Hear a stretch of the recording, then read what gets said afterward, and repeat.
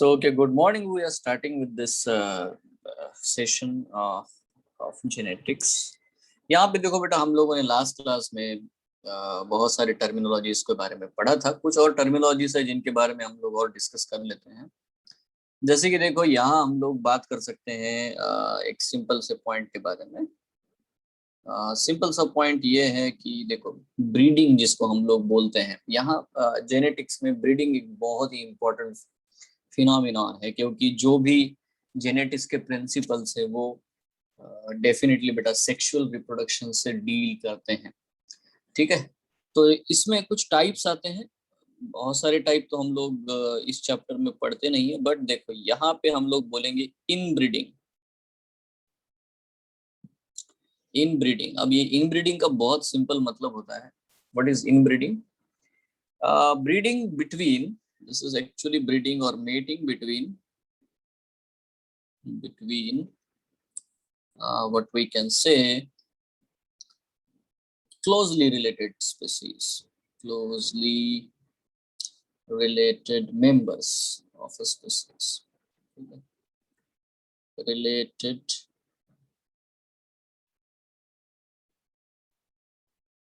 members of a species। तो अगर आप किसी भी एक स्पीसीज में देखोगे, बहुत ही क्लोजली रिलेटेड मेंबर्स होते हैं, मतलब एक ही जनरेशन से क्लोज रिलेटिव से आए हुए, इस तरह से अगर जो भी इंडिविजुअल्स है उनके बीच में अगर मेटिंग होती है, ठीक है, इसको हम लोग कहते हैं इनब्रीडिंग। देखो, इनब्रीडिंग डेफिनेटली म्यूल नहीं हुए, mule is not example of inbreeding. Mule तो आउटब्रीडिंग का एग्जांपल है। आउटब्रीडिंग हॉर्स और डोंकी बिटवीन टू स्पीसीज, ये तो बहुत ही दूर हो गए एक दूसरे से। विद इन अ स्पीसीज हो रहा है बेटा, ऑफ ए स्पीसीज, एक सिंगल स्पीसीज में जो भी क्लोज रिलेटेड ऑर्गेनिजम्स है, ठीक है, उसको हम लोग इनब्रीडिंग कहेंगे। जैसे कि देखो, मतलब ह्यूमन बीइंग्स के एग्जांपल में भी अगर हम लोग बात कराते हैं कि if there is a biological meeting between very close relatives, है ना, ब्लड रिलेशंस में अगर शादियां हो जाती है, तो हम लोग इसको कहते हैं वेरी वेरी क्या बोलते हैं, ट्रू सेंस में इनब्रीडिंग वो होगा, and it is actually not good. ठीक है, इसका मतलब है कि जिनका जीनोम जो है, मतलब जेनेटिक मेकअप एक जैसा होगा। अब एनिमल्स और प्लांट्स के केस में हम लोग ये सब सोचते हैं, ये सब बात कर सकते हैं। तो जिनका जीनोम बिल्कुल सिमिलर है, हम लोग सेल पॉलिनेशन के बारे में जब पढ़ते हैं, तो self pollination is a very good example of the inbreeding ना। सेल पॉलिनेशन हम लोगों ने पढ़ा है, ऑटोगैमी पढ़ी है। ठीक है, सो देखो, इससे होता क्या है। अब ये जो इनब्रीडिंग होगा, इससे होगा क्या? इससे एक बहुत इंपॉर्टेंट बेटा कंसेप्ट आपको समझ में आना चाहिए। इट इंक्रीजेस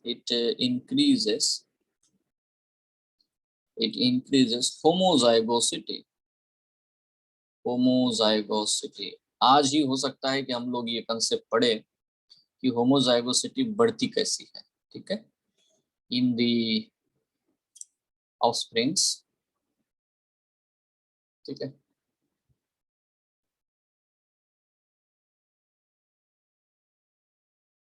ठीक है, तो इसमें क्या होता है? So the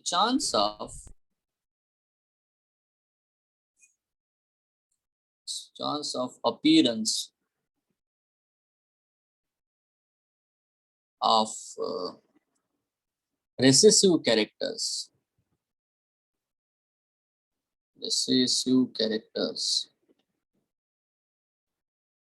increases। ठीक है, तो होता क्या है, ज्यादा होमोजाइगोसिटी होने से रेसेसिव कैरेक्टर एक जगह जमा हो जाते हैं, और जो आने वाली जनरेशन है वो इंफेरियर होती है। ठीक है, यहाँ पे मैं लिख सकता हूँ लीड्स टू इंफेरियर ब्रीड्स। ठीक है, तो आने वाली जो जनरेशन्स होती है वो इंफेरियर बनती चली जाएगी, कमजोर बनती चली जाएगी, वीक प्रोजेनीज आती चली जाएगी। ठीक है, देखो यहाँ पे बढ़िया एग्जांपल जो है, हम लोग बोल सकते हैं self pollinated plants. Self pollinated plants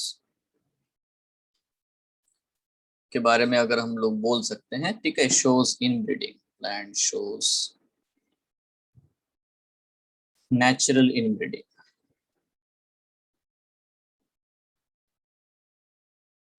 अब देखो ये सारे पॉइंट्स लिख रहे हैं हम लोग, क्योंकि देखो यहाँ आपको आने वाले समय में ये सब बिल्कुल है ना, मतलब ये नोट्स आप यूज करोगे बाद में, आपको बिल्कुल पता होना चाहिए हाँ भैया क्या लिखा था। देखो फॉर प्लांट्स, यहाँ पे एक बहुत इंपॉर्टेंट है, फॉर प्लांट्स एंड एनिमल्स, ठीक है, इट इज यूज्ड एक्सटेंसिवली, ठीक है, सो इट इज यूजफुल, इनब्रीडिंग जो है यूजफुल होती है, ठीक है, इट्स अ बेनिफिशियल और यूजफुल, बट बेटा फॉर ह्यूमंस, ठीक है, ह्यूमंस के लिए बेटा it is not applied, humans के लिए बिल्कुल बेटा ये हम लोग अप्लाई नहीं कर सकते, it's not applied in case of what the human. मतलब देखो ब्रीडिंग प्रैक्टिसेस जो भी होती है ना, आप लोग आर्टिफिशियल इंसेमिनेशन बोलते हो, हाइब्रिड विगर लाने की बात करते हो, इम्प्रूवमेंट ऑफ लाइफ स्टॉक के बारे में बात करते हो, ठीक है, तो इन केसेस में ही हम लोग पोल्ट्री फार्म या तो बेटा rearing of kettles, high high variety वाले बेटा, या तो इवन फ्रूट्स एंड वेजिटेबल्स हम लोग अच्छी क्वालिटी के चाहते हैं, तो इसमें हम लोग इन सब चीजों को यूज करते हैं। देखो इन ब्रीडिंग से हम लोगों को मिलता है we get pure line, we get pure line. Pure line का मतलब होता है किसी भी कैरेक्टर के लिए होमोजाइगस कंडीशन, ठीक है, होमोजाइगस है ना, तो इसको हम लोग बोलते हैं pure line. So that is what the point we have to understand. See there is another way, another cross that we have to consider. ये था इनब्रीडिंग, ठीक है, इसके बाद में अगर हम लोग बात करते हैं, there is another thing that is called as what the outbreeding. Now what is this outbreeding? Outbreeding क्या चीज हो सकती है भाई, ये बहुत ही इम्पोर्टेंट है। आप पढ़ लेते हैं, why does breeding between two blood related human beings.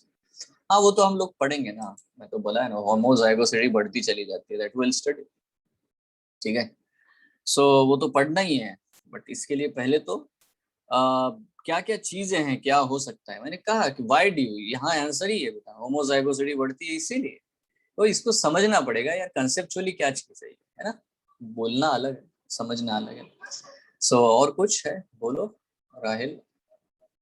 Sir inbreeding नहीं समझा, आप समझाओ ना। इनब्रीडिंग बहुत आसान चीज है, सेल्फ पॉलिनेशन होता है, जेनेटिकली सिमिलर ऑर्गेनिजम्स के बीच में जब भी रिप्रोडक्शन होगा तो उनमें वेरिएशन आने के चांसेस बिल्कुल कम है, तो जो जीनोम है, जैसा जेनेटिक मटेरियल है वैसा ही रहता है, इसको हम लोग बोलते हैं प्योर लाइन। सर तो इट्स सो सिंपल। आपने लिखा हाँ ना कि वो रिसेसिव कैरेक्टर बढ़ते हैं, बिल्कुल, तो मैंने बताया ना तो ये फिर यहाँ आपको। पे यूजफुल कैसे हो गया फिर वो? हाँ बिल्कुल होता है, मैं वही तो बता रहा हूँ, ठीक है, ये यूजफुल ऐसे ही होता है कि हमने एक बार अगर सुपेरियर क्वालिटी बना दी, सुपेरियर वैरायटी बनाई, ठीक है, तो अब देखो मैंने ऐसे समझ लेते हैं इसको कि मेरे पास दो ब्रिंजल के पेड़ हैं, एक के ऊपर, एक ब्रांच के ऊपर एक ही ब्रिंजल आता है, और दूसरा जो पेड़ है उसमें एक ब्रांच के ऊपर चार चार ब्रिंजल आते हैं, ठीक है। अब बट जो पहले वाला है जिसके एक ब्रांच के एक ही ब्रिंजल आता है, उसमें बहुत बड़े ब्रिंजल आते हैं, ठीक है, तो साइज ऑफ द ब्रिंजल का एक बढ़िया कैरेक्टर बेटा एक में है और दूसरे में क्वांटिटी, एक में क्वालिटी अच्छी है, एक में क्वांटिटी अच्छी है। अब मैंने ये सोचा कि अगर ये दो ब्रिंजल की दो वैरायटीज है, इनके बीच में अगर मैं क्रॉस करा दूं तो मुझे क्या मिल सकता है, कौन बताएगा, क्या पॉसिबिलिटीज है, क्या probability, what I will get.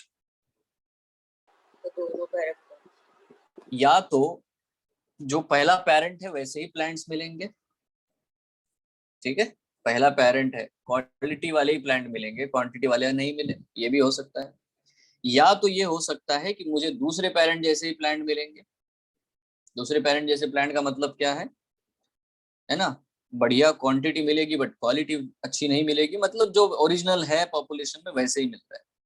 मुझे और दो चीजें मिलती है, या तो बेटा इंफीरियर मिलेगा जिसकी क्वालिटी भी डाउनग्रेड हो गई, क्योंकि हमने क्रॉस करा दिया और जो एक्सपेक्टेड रिजल्ट है वो आया नहीं, वाइस वर्सा, है ना, ये उल्टा हो गया का चक्कर। सो दैट कैन हैपन, ऐसा भी हो सकता है। अब मेरे प्यारे बच्चों, एक और पॉसिबिलिटी कि we get a hybrid vigour. Hybrid vigour मतलब सुपीरियर क्वालिटी हमें मिलेगी। क्या मिलेगी हमें? Superior quality. सुपीरियर क्वालिटी मतलब ऐसा ब्रिंजल का पेड़ हमने बना लिया जो जिसमें बहुत सारे ब्रांचेस आ रहे हैं और हर ब्रांच के ऊपर बढ़िया क्वालिटी के ब्रिंजल आ रहे हैं, तो यील्ड बढ़ा, ठीक है, इकोनॉमिकली बेनिफिट हुआ। अब प्रॉब्लम आया कि ये जो हमने सुपीरियर वैरायटी बनाई है, ये अगर सुपीरियर वैरायटी बनाई है तो इसका अगर हम क्रॉस ब्रीडिंग कराते चले जाएंगे तो ये सुपीरियर वैरायटी खत्म हो जाएगी, क्योंकि वेरिएशन आते हैं क्रॉस ब्रीडिंग से। तो हमने क्या किया, सुपीरियर ब्रीडिंग के ही प्लांट्स में फिर इनब्रीडिंग कराना शुरू कर दिया, ताकि अब आने वाले जनरेशन में सिर्फ सुपीरियर ब्रीडिंग आती रहे, है ना। तो ये उसका बेनिफिट है। सुपीरियर ब्रीड का हाइब्रिड विगर जो हमें मिला है, हाइब्रिड वैरायटी मिली है, उसकी बेटा प्योर लाइन मिलती रहे, उसका होमोजाइगस बना के रखने के लिए हम लोग ये करते रहे, ठीक है। बट ये उल्टा भी होता है, इसमें क्या फर्क पड़ सकता है? अब ऐसा करते रहने से होमोजाइगोसिटी बढ़ती चली जाती है, बाकी के दूसरे रेसेसिव कैरेक्टर इतने बढ़ जाते हैं, उसमें मैं शेयर ही नहीं कर रहा हूँ स्क्रीन, ठीक है। So that is what the point we have to understand. Clear? Yes sir.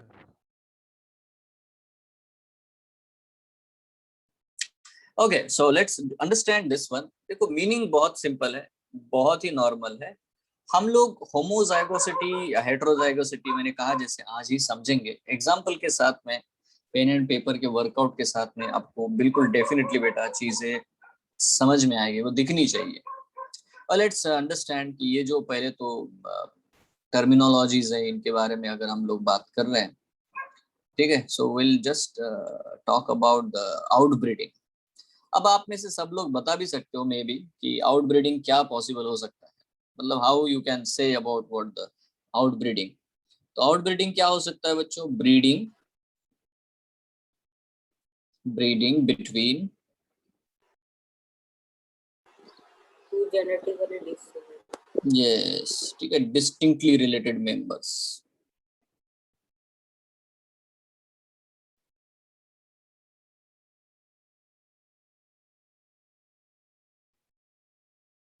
distinctly related members of the species। अब यहाँ पे ना ये जो आता है ना, क्या ये एक ही स्पीसीज में हो रहा है? तो यस, हम लोगों को ये हमेशा सोचने की जरूरत नहीं है कि दो अलग अलग स्पीसीज में ही ये ब्रीडिंग होगा तो उसको मैं आउट ब्रीडिंग कहता हूँ, ये जरूरत नहीं है, ठीक है। इसमें हमें ये समझना है कि दो अलग अलग स्पीसीज में, एक ही जीनस के दो अलग अलग स्पीसीज में भी जो क्रॉस होगा उसको मैं आउट ब्रीडिंग कह सकता हूँ। दो अलग अलग जीनस में अगर हम लोग करा देंगे तो वो भी बेटा एक आउट ब्रीडिंग हो सकता है। इवन अगर हम दो अलग वेराइटीज लेते हैं ऑफ अ सिंगल स्पीसीज, एक स्पीसीज है उसके दो अलग अलग वेराइटीज के बीच में अगर हम लोगों ने ब्रीडिंग करवा दी तो वो भी बेटा आउट ब्रीडिंग ही होती है। बात समझ में आ रहा है? It can be interspecific और it can be intraspecific, बात को समझो, ठीक है। बट ये नहीं होना चाहिए कि एकदम क्लोजली एक ही वैरायटी में हम लोग क्रॉस करा रहे हैं।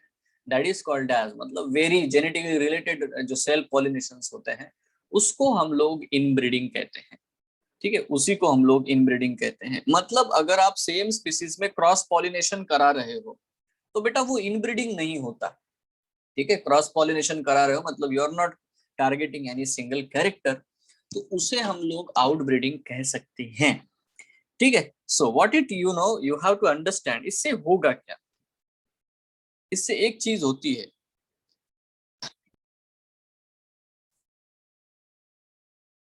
It increases हेटेरोजाइगोसिटी। नाउ देखो ये डिफरेंस है। जब हम लोग इनब्रीडिंग कराते हैं तो होमोजाइगोसिटी बढ़ती है, ठीक है ना, और इसके वजह से हेटेरोजाइगोसिटी बढ़ती है, मतलब ही अलग अलग कैरेक्टर्स रिकॉम्बिनेंट्स जो है हमें देखने को मिलते हैं। And chance of recessive character, अब यहाँ पे क्या होगा, चांस ऑफ रेसेसिव कैरेक्टर्स, जो रेसेसिव कैरेक्टर है डिक्रीजेस। ठीक है, अब ये सब बातें हम लोग समझेंगे, मतलब विथ एग्जांपल समझेंगे। यही बातें मैं बार बार बोलूंगा। देखो, अब मेरे पास आपके सामने एक ही क्वेश्चन है, बहुत सिंपल साधारण सा क्वेश्चन, और शायद आप इसका बढ़िया जवाब भी दे सकते हो। मैं एक क्वेश्चन पूछना चाहूंगा कि जब इनब्रीडिंग के बारे में मैं बात करता हूं तो उससे क्या बढ़ेगा, होमोजाइगोसिटी और हेटेरोजाइगोसिटी? होमोजाइगस। होमोजाइगोसिटी बढ़िया है, और आउट ब्रीडिंग से हेटेरोजाइगोसिटी। ठीक है, तो मैं इसको अलग ढंग से पूछता हूँ। अगर मेरे पास कोई एक वेरिएशन है, कोई कैरेक्टर है किसी प्लांट में, अगर मैं वो प्लांट में मेंटेन रखना चाहता हूँ, उस प्लांट में जो कैरेक्टर है वो आने वाले जनरेशन में मेंटेन रखना चाहता हूँ, तो मैं उसका क्या कराऊंगा, इनब्रीडिंग या आउट ब्रीडिंग? इन ब्रीडिंग। बहुत बढ़िया, यही चाहिए। That's it. Now you are on the in the shoes of the Mendel. आप क्या समझ रहे हो, आपको बिल्कुल क्लियर आ रहा है कि हाँ, मुझे प्योर लाइन बना के रखने हैं, प्योर लाइन बना के रखने हैं, एक जैसे प्लांट बना के रखने हैं, ज्यादा सेक्सुअल रिप्रोडक्शन ही कराना है बट प्योर लाइन बना के रखने हैं, तो मैं करूंगा इनब्रीडिंग, सेल्फ पॉलिनेशन, सेल्फिंग, ये कराऊंगा मैं। ठीक है, और मैं चाहता हूँ कि ना भैया, मुझे प्योर लाइन नहीं बना के रखने हैं, मैं चाहता हूँ कि नए नए कैरेक्टर्स इंट्रोड्यूस हो, रिकॉम्बिनेंट्स बने, हाइब्रिड्स विगर्स बने, हाइब्रिड विगर बने, हाइब्रिड्स बने, तो मैं क्या कराऊंगा, क्या कराऊंगा मैं? आउटब्रीडिंग। आउटब्रीडिंग। तो आप क्या समझते हो, होमोजाइगोसिटी इंक्रीज होने का मतलब क्या होता है? होमोजाइगोसिटी इंक्रीज होने का मतलब होता है कि जैसे कैरेक्टर्स है वैसे ही रहते चले जाते हैं, वो बदलते नहीं है। ठीक है, होमोजाइगोसिटी बढ़ती चली जाती है, वीकनेसेस आते चले जाते हैं उभर करके सामने, ये हम देखेंगे कैसे होता है। हेटेरोजाइगोसिटी में ये होता है कि वीकनेसेस छुपते चले जाते हैं क्योंकि नए नए कॉम्बिनेशंस बनते हैं। ठीक है, तो रेसेसिव कैरेक्टर्स को उभर के सामने आने का चांस नहीं मिलता। That is what the point we will study how it is appears. ठीक है, ये कैसे है ना। तो यहाँ पे हम लोग बोलते हैं कि इसे हम लोग एक काइंड ऑफ हाइब्रिडाइजेशन कह सकते हैं, काइंड ऑफ हाइब्रिडाइजेशन।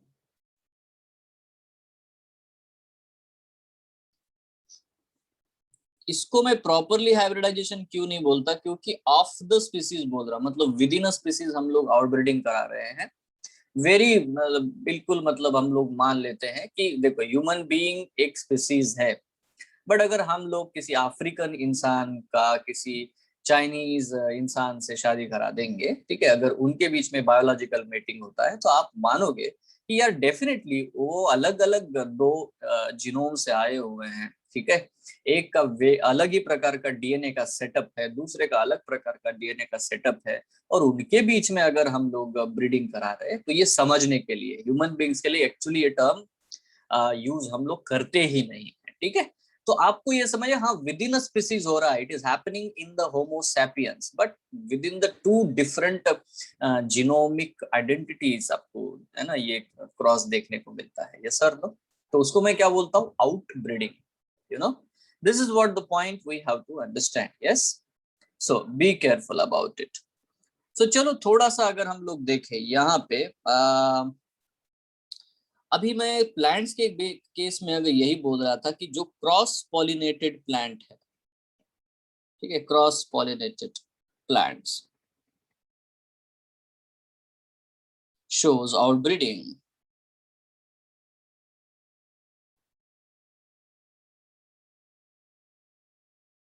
ठीक है, cross pollinated plant shows the outbreeding, मतलब यहाँ पे विद इन अ स्पीसीज वाली बात हो रही है, not out of the species. ठीक है, ये थोड़ा सा बेटा ध्यान से समझो। देखो, आउटब्रीडिंग के बहुत सारे टाइप आते हैं, है ना, स्पीसीज के बीच में। एक तो बोलते हैं आउट क्रॉसिंग, ये भी वर्ड हम लोग यूज करते हैं। So lot of things are there. ये चीज आप लोग पढ़ोगे, प्रॉपर डिस्क्रिमिनेशन इन चैप्टर, है ना, एनिमल हस्बेंड्री वाला आपको बेटा एक चैप्टर है, उसमें हम लोग इसको पढ़ेंगे। ठीक है, सो देखो यहाँ अब एक जैसे सादे सादे पॉइंट्स हम लोग लिख लेते हैं, जैसे कि ये एक पॉइंट है। ये पॉइंट क्या है, देख लो, ये पॉइंट है, यहाँ पे मैं आपको बता देता हूँ, marriages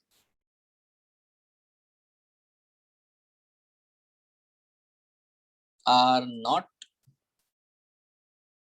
held in same gotra. ठीक है, अब ये बहुत एक ट्रेडिशनल प्रैक्टिस है बेटा इन इंडिया, है ना। एक ही गोत्र में, एक ही गोत्र, अभी गोत्र को डिसाइड किया कि हाँ एक डिसेंडेंट है जिसको ऋषि बोलते थे, ठीक है। तो एक है ना, मतलब वो क्या है कि वो एक ही जेनेटिक से आ रहे हैं, जेनेटिकली आइडेंटिटी उनकी जो है वो थोड़ी थोड़ी मैच करती है। तो marriages are not held in the same gotra because एक ही गोत्र से आए हैं, मतलब वो जिनोमिकली रिलेटेड है। और जब ऐसा होता है तो इसको हम लोग कहते हैं इनब्रीडिंग, ठीक है। और इससे वीकनेसेस बढ़ते चले जाते हैं। सो देखो इससे क्या होगा, definitely it increases homozygosity.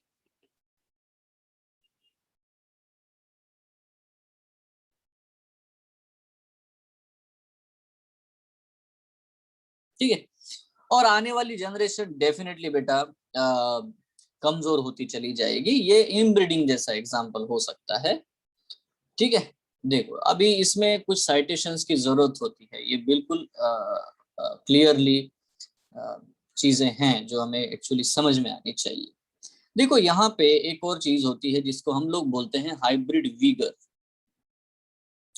Hybrid Uyghur, अभी हाइब्रिड वीगर क्या होता है यार? हाइब्रिड वीगर का मतलब जो अभी मैंने ब्रिंजल का एग्जांपल दिया था, ठीक है, सुपेरियरिटी है ना, superiority of hybrid on their parents और over their parents, over their parents. तो जो पेरेंटल वेराइटीज है ना, जो भी हमने पेरेंट्स सिलेक्ट किए हुए हैं, डेफिनेटली बेटा उनसे भी बढ़िया क्वालिटी अगर ऑफस्प्रिंग्स में आती है तो हम लोग इसको बोलते हैं हाइब्रिड विगर, हाइब्रिड विगर। या बेटा इसी को एक और टर्मिनोलॉजी देते हैं हम लोग, it is also called as what, the heterosis. इसको बोलते हैं heterosis, this is what the point, ठीक है। तो इसे हम लोग कहते हैं हेटेरोसिस या हाइब्रिड विगर, है ना। ये भी एक बार मतलब नीट में तो पूछा गया है एआईपीएमटी में कि हेटेरोसिस का मतलब क्या है। Now see if it is what clear, यहाँ पे हमें याद रखना है इट इज नॉट परमानेंट। ये जो चीज है ये परमानेंट सिचुएशन नहीं होती, it is not permanent,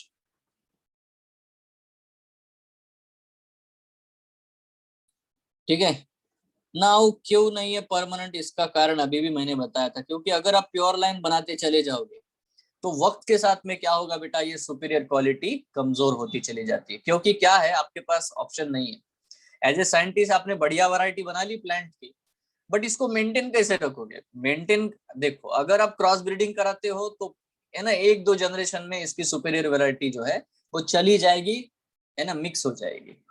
but अगर आप इसको मेंटेन भी करना चाहते हो by by just inbreeding, inbreeding एक सुपेरियर हाइब्रिड का मेल लिया, एक सुपेरियर हाइब्रिड के फीमेल का प्लांट लिया, दोनों के बीच में क्रॉस करा रहे हो, सेम वैसा ही कर रहे हो, एक जनरेशन ठीक है, दूसरे जनरेशन ठीक है, तीसरे जनरेशन ठीक है, आपको दिखने को मिलेगा कि बेटा आने वाले जनरेशन में उसके बाकी के रेसेसिव कैरेक्टर उभर करके सामने आ रहे हैं। ये क्यों होता है मैं आपको बताऊंगा थोड़ी देर बाद में, बट आपको इतना तो मैंने इतनी देर में ये बता दिया है कि अगर आप ज्यादा इनब्रीडिंग कराओगे, सेल्फिंग कराओगे, तो आने वाली जनरेशन वीक आती है। ये तो क्लियर हो गया। मतलब बेटा कोई भी सुपीरियर वैरायटी है ना परमानेंटली रह नहीं सकती। यस सर अगर, हाँ बोल, अगर क्या सर ऐसा अगर हेट्रोजाइगस प्लांट को इनब्रीड किया तो, क्या हेट्रोजाइगस प्लांट को इनब्रीड किया तो हेट्रोजाइगस ही होता है प्लांट। तो प्लांट होमोजाइगस होमोजाइगस, कैसे? होमोजाइगस हेट्रोजाइगस ऐसा कुछ नहीं होता प्लांट में। हेट्रोजाइगस होमोजाइगस अलील के बारे में बोलते हैं, देयर इज नो यहाँ पे टर्मिनोलॉजी, है ना। सही है। होमोजाइगोसिटी हेट्रोजाइगोसिटी मतलब कितने अलील्स उसमें होमोजाइगस है, कितने अलील हेट्रोजाइगस है, ये काउंट हम लोग करेंगे, ठीक है। तो इट इज नॉट परमानेंट। क्या आपको इतना तो क्लियर है कि अगर हम सेल्फिंग करते रहे, इनब्रीडिंग करते रहे तो क्या होगा, आने वाली जनरेशंस वीक होती चली जाएगी। That is what the simple thing, that's it, ठीक है। बहुत मत सोचो, पूरा जब आएगा पूरा कंसेप्ट पढ़ लोगे तब आप खुद ही बोलोगे हाँ सर ऐसा है, ठीक है। Just simple thing, keep it simple, I am introducing you some concept, समझ रहे हो, है ना। सो देखो, तो now if this is the thing, if this is the thing, what it is called as, देखो, it may decrease by inbreeding, it may decrease by inbreeding। तो आने वाले वक्त के साथ में बेटा ये कैरेक्टर है ना, इनब्रीडिंग के वजह से चला जाएगा, ठीक है। फिर उसको बेटा हम लोग मेंटेन कर सकते हैं बाय आउटब्रीडिंग, फिर से आउटब्रीडिंग करना पड़ता है। तो that is what the point we have to understand.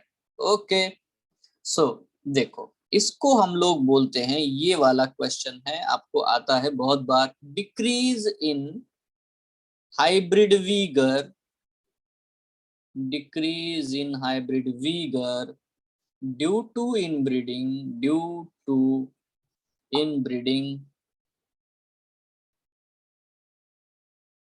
is called inbreeding depression। इसको बोलते हैं inbreeding depression। तो बेटा डिप्रेशन आएगा यार, कैरेक्टर जो आप लोगों ने सिलेक्ट किया था, आपको भी डिप्रेशन आएगा, क्योंकि देखो ये ब्रीडिंग जो है ना, बहुत है ना, 10-10 साल तक लोग प्लांट्स का करते रहते हैं, तब भी एक अच्छी वैरायटी नहीं बना पाते हैं, ठीक है। तो वैसे भी डिप्रेशन आता है। सो इनब्रीडिंग डिप्रेशन, ये टर्मिनोलॉजी बेटा आपको पूछी जाएगी, आपको है ना, ये क्वेश्चन भी आएगा। देखो, प्लांट शोज इनब्रीडिंग, मतलब ये है वो सेल्फ पॉलिनेशन करते हैं, ठीक है। That is what the point we have to understand, ठीक है। बहुत से बच्चों को ये लगता है इनब्रीडिंग डिप्रेशन क्यों आएगा, बताओ, why the inbreeding depression will arrive. Cross pollination में होगा इनब्रीडिंग डिप्रेशन या सेल्फ पॉलिनेशन में होगा?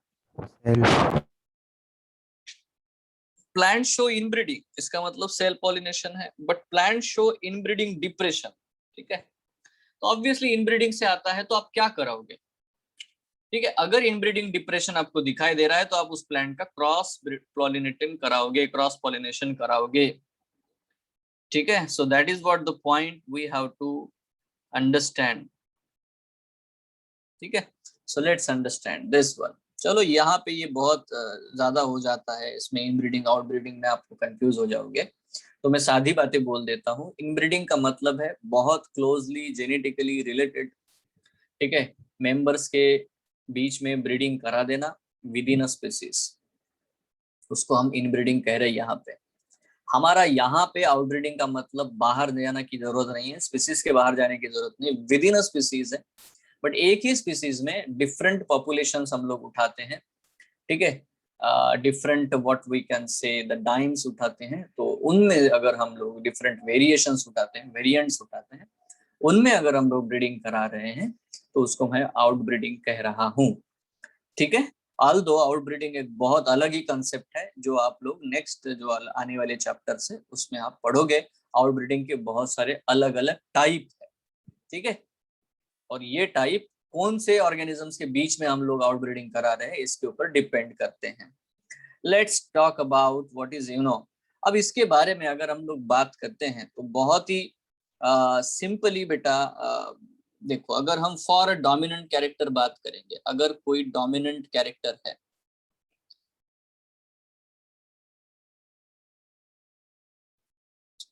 कोई भी डोमिनेंट कैरेक्टर जो होता है, ठीक है, वो डोमिनेंट अलील से ही एक्सप्रेस होगा।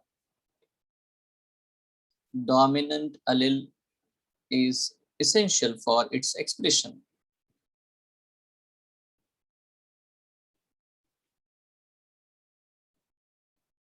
ठीक है, और वो हमेशा ही डोमिनेंट रहेगा। बट देखो, बट फॉर, यहाँ पे एक मुद्दा आता है, but for recessive character, for recessive character, यहाँ एक बड़ा ही इंटरेस्टिंग पॉइंट है, इट मे बी डोमिनेंट। देखो यहाँ पे अब कुछ अलग ही लग रहा है ना। देखो, कोई रेसेसिव कैरेक्टर कभी डोमिनेंट हो सकता है क्या? It may be dominant, yes, और recessive, It may be dominant or recessive. ठीक है, it may be dominant or recessive. अब ये कब हो सकता है? when dominant is non-functional.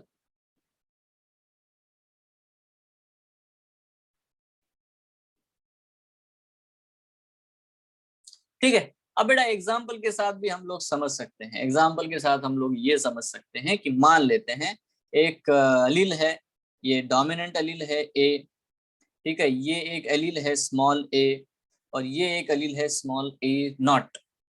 ठीक है, एक ही जीन के 3 अलील है। Now understand this. अब बेटा जब ए कैपिटल ए और स्मॉल ए होता है तो ये वाला ए ही एक्सप्रेस हो रहा है, तो A is dominant and small is recessive. Okay, but आपको ये समझना है कि A not is even recessive for this one, capital A and A not. तो इस केस में बेटा capital A is dominant and small A not is recessive. But when you see this allelic pair, now in this case, this recessive is dominant and this one is recessive. तो कुछ समझ में आया? A recessive character can be dominant, ठीक है, when the actual dominant is not there or not acting. Yes, ठीक है। तो होता क्या है, मल्टीपल एलिलिज्म में आपको ये कंसेप्ट देखने को मिलता है। कितने लोगों को समझ में आया जो मैंने बताया? मैंने 3 अलील लिए हैं, 3 अलील लिए हैं। 2 अलील लिए होते तो बात ही खत्म हो जाती थी, ये डोमिनेंट बोलता था, ये रिसेसिव, खत्म।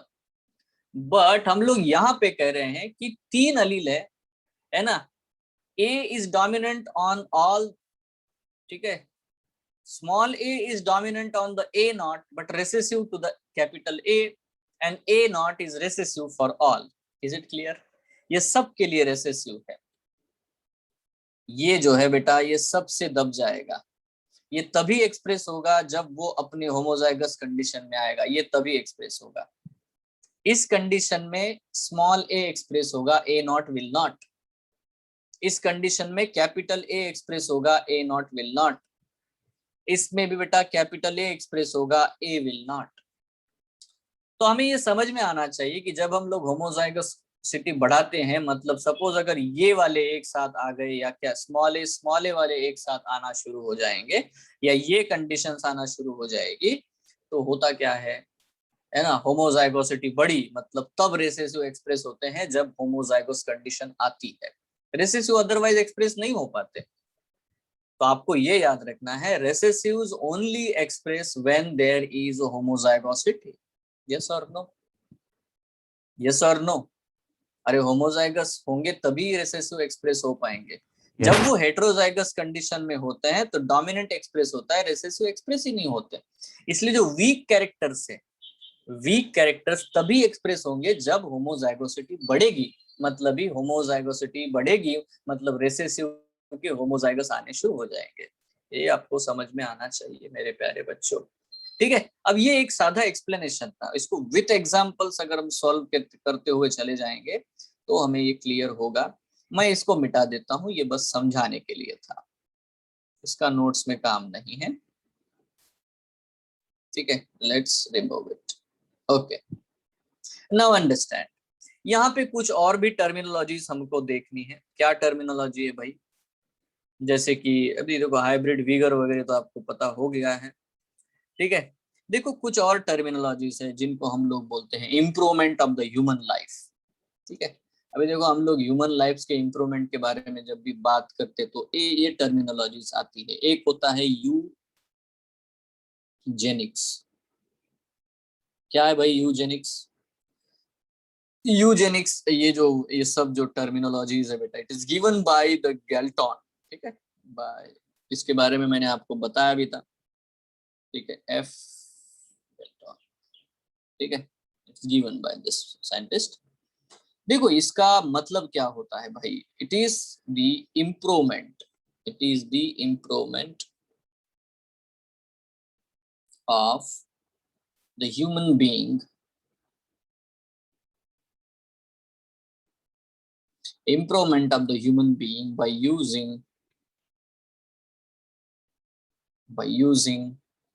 the principles of inheritance, using the principles of inheritance.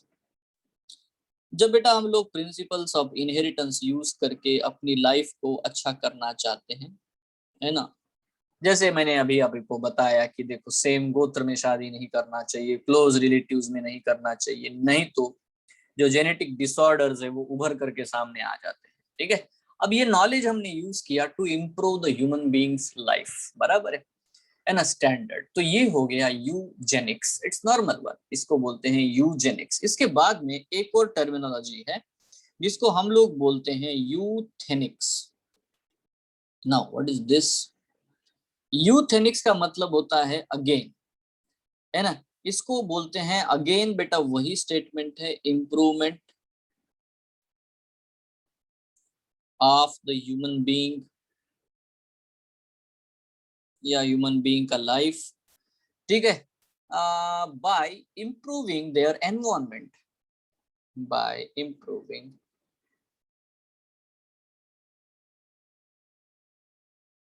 their surrounding or their environment। हम चाहते हैं विंड पावर बना ले, इलेक्ट्रिक कार्स बना ले, है ना, पता नहीं क्या क्या करना चाहते हैं हम लोग। तो हम आप अपने आजू बाजू का जो इम्प्रूवमेंट कर रहे हैं, एरियाज चेंज कर रहे हैं, ठीक है। तो ये जो है इसको हम लोग बोलते हैं euthenics. We are not changing our self, we are changing our surrounding atmosphere, ठीक है, to be feel improved, whatever may be the thing, you can understand euthenics। And then there is another thing that is called as what, the euphenics।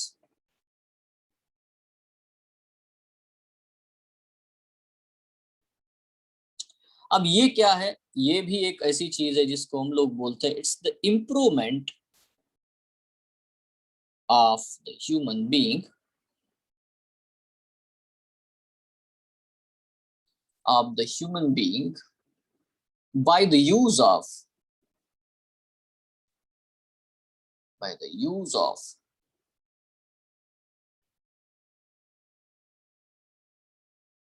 genetic engineering,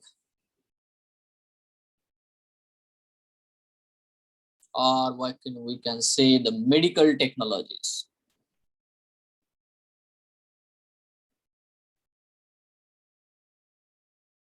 अब ये जो चीज है, हम साधारण किसी को सजेशन ऐसा मत करो, ये मत करो, ये लाइफ में ऐसा करो, ऐसा नहीं बोलते हम लोग, डायरेक्टली उसको ट्रीट करना शुरू कर देते हैं, है ना। मैं तो एकदम डायरेक्टली सर्जरी यूज कर दूंगा, सर्जरी कर दूंगा भाई, है ना, या तो मतलब किडनी ट्रांसप्लांट कर देंगे, या तो हम लोग जीन्स को ही आइसोलेट करके इंट्रोड्यूस करा देंगे, जीन्स को आइसोलेट करके, या तो हम दूसरे ऑर्गेनिजम्स बना लेंगे। मैंने कोविड का वैक्सीन बना दिया, मान ले।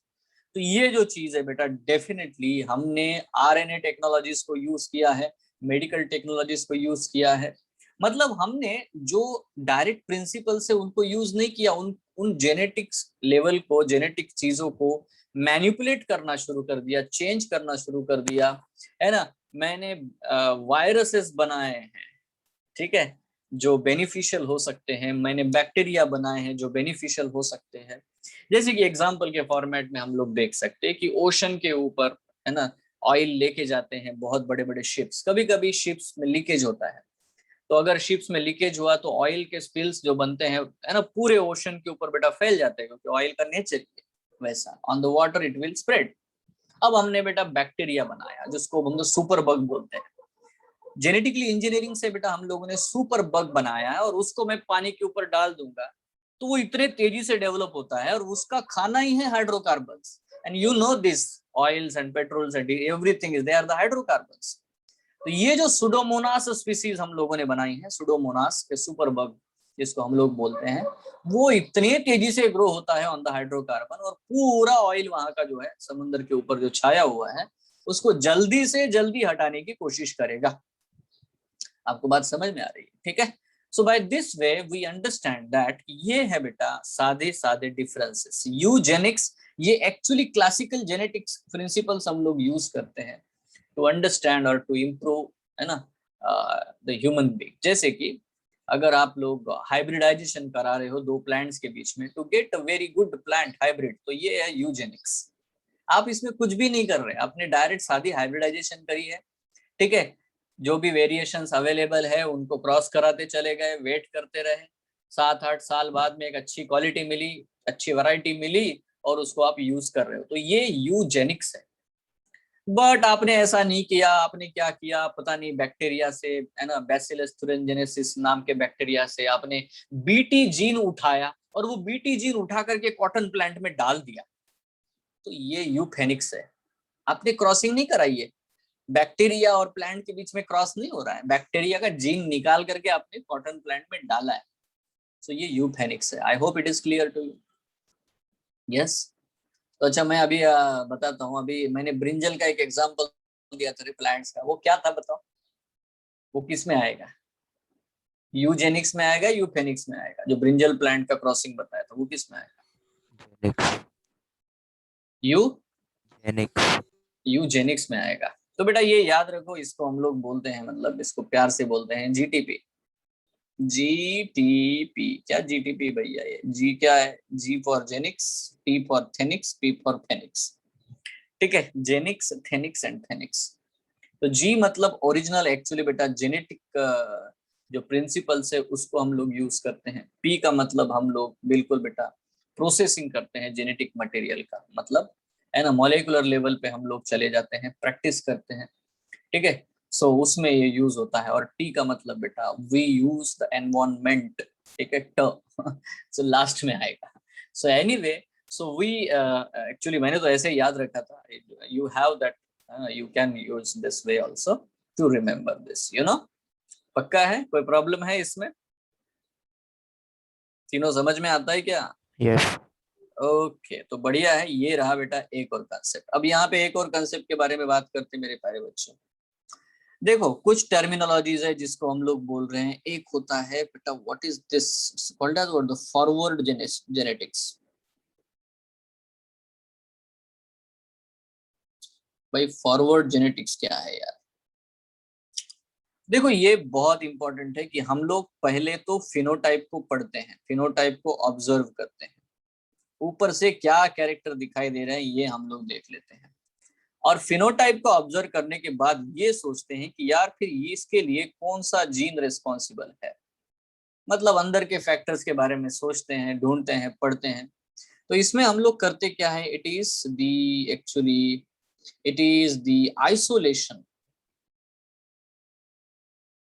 it is the isolation and sequencing,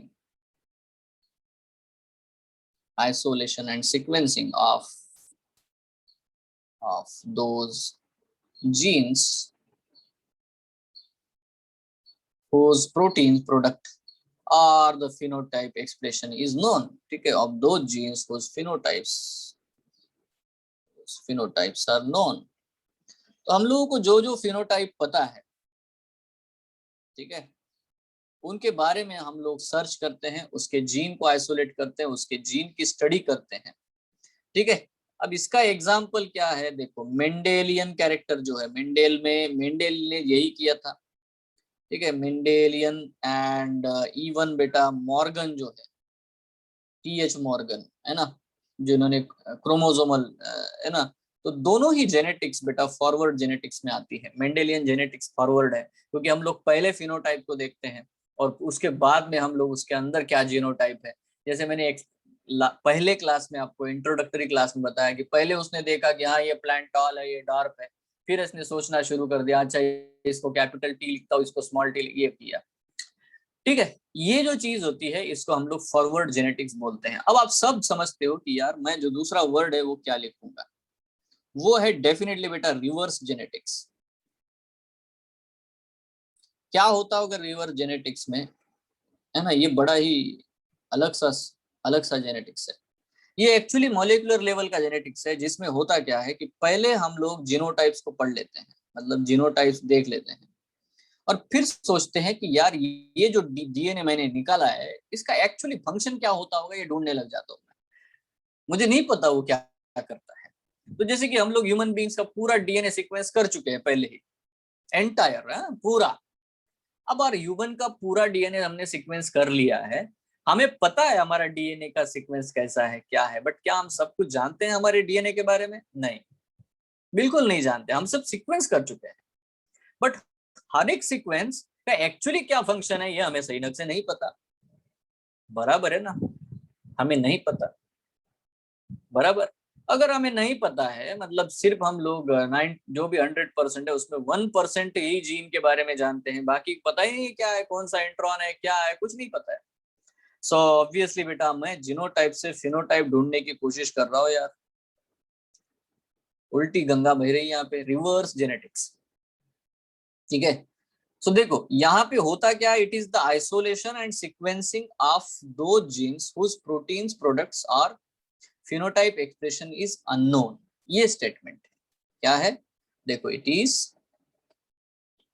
the isolation and sequencing of those genes whose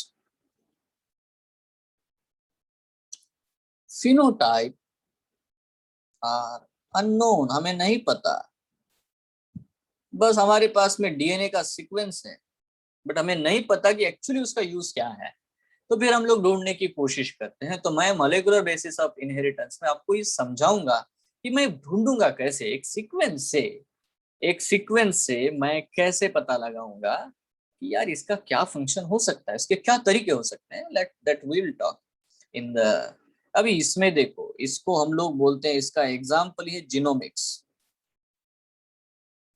क्योंकि हमारी एनसीईआरटी में ह्यूमन जीनोम प्रोजेक्ट के बारे में है ना। जीनोमिक्स का मतलब ही होता है बेटा स्टडी ऑफ जीनोम,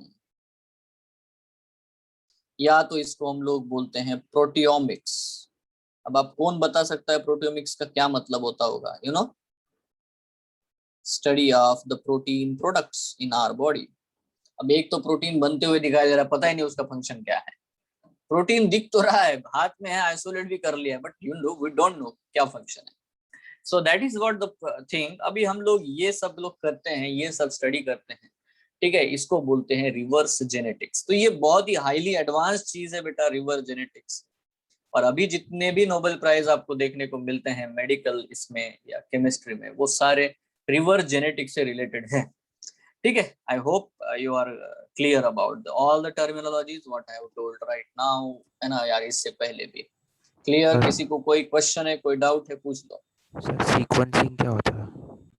सीक्वेंसिंग बहुत सिंपल सी बात है, मैं डीएनए के अंदर जो भी सीक्वेंसेस है A T C ji ji C A C C C, millions में है बेटा, मिलियंस।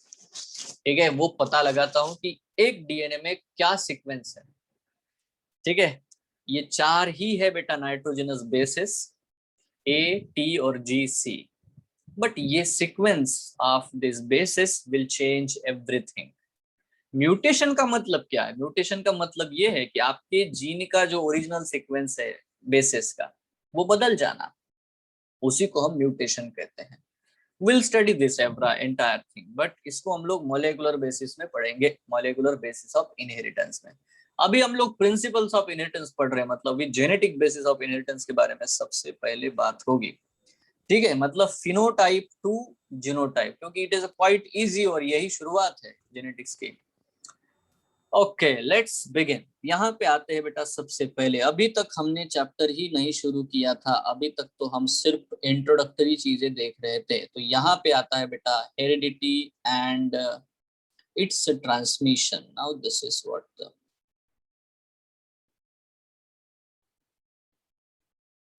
तो मेरे प्यारे बच्चों, हम लोग जेनेटिक बेसिस ऑफ इनहेरिटेंस अगर पढ़ना चाहते हैं तो इसके तीन हिस्से हो सकते हैं। एक जिसको हम लोग बोलते हैं प्री मेंडेलियन जेनेटिक्स।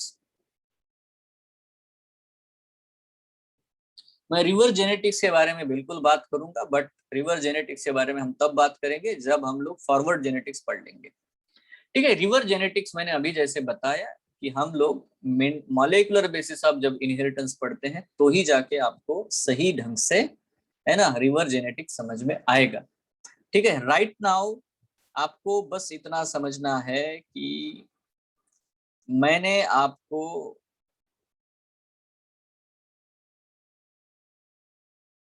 एक ऑब्जर्वेबल कैरेक्टर दिखाया, ये देखो ये प्लांट है ना, ये उसी जाति का प्लांट है, ये प्लांट टॉल है, ये प्लांट डार्क है, आप क्या देख रहे हो, what are you observing, just you are observing phenotype. आपने पूछा सर ये प्लांट टॉल क्यों है, ये क्यों डार्क है, फिर मैंने बताया कि ये इसीलिए है क्योंकि इसके अंदर है ना जो इसके जीन्स है उसके लिए रेस्पॉन्सिबल है। तो आपने क्या पढ़ा, फॉरवर्ड जेनेटिक्स। आप ये ऑब्जर्व कर रहे हो क्योंकि आपको दिख तो सिर्फ फिनोटाइप रहा है, जीनोटाइप तो दिख नहीं रहा। Now you are assuming something, yes और नो। अभी एज्यूमिंग समथिंग बेटा हमने एक्सपेरिमेंटली प्रूव करके दिखाया कि जो आप लोग अज्यूम कर रहे हैं वो सही है। तो इसके लिए भाई साहब को फादर ऑफ जेनेटिक्स कहते हैं हम लोग, मेंडल भाई साहब, है ना। So let's begin this forward genetics, simple. So आप और हम ये सब कुछ कह रहे हैं, तो देखो ये तो देखो दुनिया में इतने सारे लोग पहले से हैं, 10,000 साल हो गए, कितने साल हो गए। अब इतने लोगों ने इतने सारे कैरेक्टर देख लिए, बोले यार हो कैसे रहा है, यार ये हो कैसे रहा है, सारे एनिमल्स ऐसे क्यों दिखते हैं, सारे प्लांट्स ऐसे क्यों दिखते हैं, है ना। और बेटा कुत्ते को कुत्ता, बिल्ली को बिल्ली, ऐसे कैसे पैदा हो जाता है, सेम टू सेम, है ना। ऐसा क्यों नहीं हो रहा है, कुत्ते को बिल्ली, बिल्ली को कुत्ता, व्हाट, व्हाई नॉट। अब ये क्वेश्चन को हमें पढ़ा है, वैसे ही बेटा पुराने जमाने से बहुत से लोगों को पढ़ा है, ठीक है। सबका एक सिंपल सादा सुधा आंसर दे दिया, गॉड, ये वाला आंसर था। बट है ना कुछ लोगों ने सोचना कि यार चलो कुछ करके देखते हैं। तो यहाँ पे आता है बेटा pre Mendelian genetics. Pre Mendelian तो इतने लोगों ने जबरदस्त, ये लॉन्गेस्ट ड्यूरेशन चला, बहुत दिनों तक यही चला, ठीक है। इसमें एक सबसे इंपॉर्टेंट थ्योरी हम लोग पढ़ेंगे, that is what, the theory of blending, ठीक है। इसी चीज को हम लोग इंपॉर्टेंस देंगे, नहीं तो वो हिस्ट्री में जाने में कोई मतलब नहीं है, ठीक है। तो we'll talk about what the theory of the blending inheritance in the pre-Mendelian in है ना thing। उसके बाद डेफिनेटली बच्चों हम लोग मेंडेलियन जेनेटिक्स पढ़ेंगे। तो मेंडल भाई साहब ने जो बात की थी और उनको प्रूफ जो इसने किया था, उसके बाद बेटा हम लोग पोस्ट मेंडेलियन जेनेटिक्स पढ़ते हैं। पोस्ट मेंडेलियन जेनेटिक्स मतलब दे एक्चुअली उसको हम लोग मॉडर्न जेनेटिक्स कहते हैं। मॉडर्न जेनेटिक्स में खास करके मेंडल ने जो कुछ बताया है उसके है ना बहुत सारे एक्सेप्शंस बताए गए हैं, ठीक है। सो राइट नाउ हमारा सबसे पहला जो है बेटा जो हेडिंग होगा वो ये है कि थ्योरी ऑफ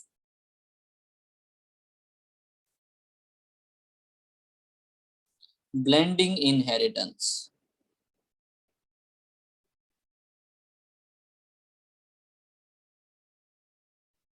अभी थ्योरी ऑफ ब्लेंडिंग इनहेरिटेंस में ये बताया जा रहा है, देखो मतलब हम लोग ऑब्जर्व करते हैं एक फीमेल है एक मेल है इस तरह से, ठीक है। और इनके बीच में क्रॉस होगा तो बेटा जो हमें कैरेक्टर देखने को मिलते हैं, है ना, कैरेक्टर्स गेट्स मिक्स्ड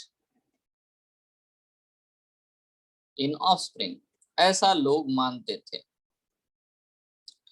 उनको लगता था कि जो मदर और फादर है उनके बीच में उनमें जो कैरेक्टर्स होते हैं वो कैरेक्टर्स बच्चे में या तो जो जनरेशन आने वाली जनरेशन है, ठीक है, उनमें वो कैरेक्टर्स आ जाते हैं। इसी को हम लोग बोलते थे इंटरमीडिएट, इंटरमीडिएट कैरेक्टर, ठीक है, या इंटरमीडिएट फॉर्म देखने को मिलता है, ठीक है। अब ये वाली सोच है ना थोड़ी थोड़ी सही थी, थोड़ी थोड़ी सही थी, पूरी तरह से नहीं, ठीक है। ये वाली जो सोच है ये बिल्कुल थोड़ी थोड़ी सही थी।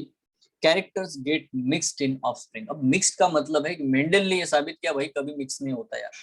हाँ हो सकता है कैपिटल टी एक साथ आ जाएंगे, कैपिटल टी स्मॉल टी एक साथ रहेंगे, बट वो एक साथ आने के बाद में आने वाली नेक्स्ट जनरेशन में फिर सेपरेट हो जाते हैं।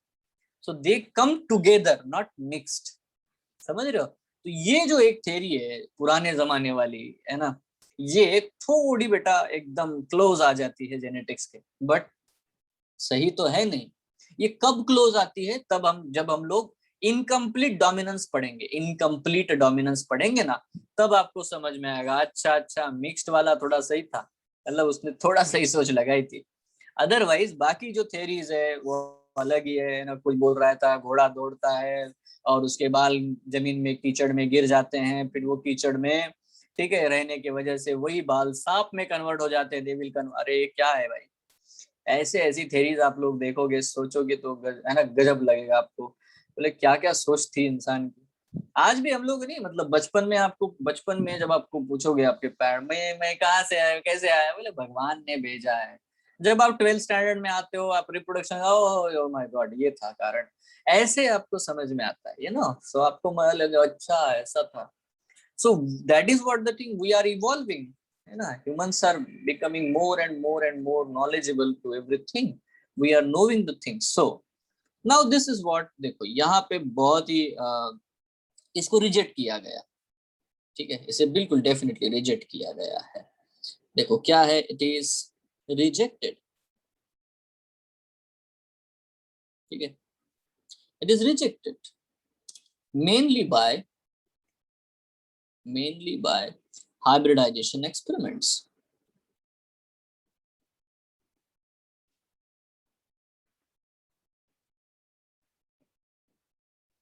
तो बेटा बहुत सारे एक्सपेरिमेंट्स किए गए हैं। देखो अभी हमें ये क्या लगता है कि क्या सिर्फ मेंडल ने ये कार्यक्रम किया था क्या? नहीं, इसके पहले बेटा बहुत महान लोग आए थे। कुछ साइंटिस्ट के नाम बताता हूँ, जैसे कि some scientists did that, ठीक है। देखो कुछ साइंटिस्ट है जिनको मेंशन करना चाहिए, जैसे कि ये नाम है, ठीक है। इन्होंने टोबैको प्लांट के ऊपर बहुत एक्सपेरिमेंट किए थे बेटा, हाइब्रिडाइजेशन वाले, है ना। ऑल्दो इन्होंने ये सब कुछ किया, बट मेंडल जैसा दिमाग नहीं यूज किया उन्होंने, बट इन्होंने भी बेटा वो काम किए थे जो मेंडल भाई साहब ने किए थे। और सबसे मजेदार बात मैं आपको बताता हूँ, है ना, ये है बेटा डी ग्राफ, जे गॉश और नाइट, ये कुछ साइंटिफिक वर्कर्स है, ठीक है। इन तीनों ने, आपको मजेदार लगेगा कि इन्होंने सब ने पी प्लांट के ऊपर काम किया था। पी प्लांट का हाइब्रिडाइजेशन मेंडल से पहले के लोगों ने किया है। मेंडल ने इसीलिए पी प्लांट के ऊपर काम किया, उसको पता अरे यार ये बाकी लोग भी कर रहे हैं, मैं भी करके देखता हूँ। Are you sure? ठीक है, बट उसका जो अप्रोच था, एटीट्यूड मैटर्स, आपको हमेशा लगेगा अरे ये क्या है ना। उसने वही साधारण सी चीज की बट अलग हटके करके दिखाई, इसलिए वो, है ना, हिट हो गया। पक्का हिट क्या हुआ, बेचारे को किसी ने नोटिस ही नहीं किया। So anyway, so this is what the point we have to understand, है ना। देखो ये जो है ना, पी प्लांट के ऊपर काम करने वाले उससे पहले बहुत लोग थे, बट ये क्या है, उनका एक कार्यक्रम है, दे जस्ट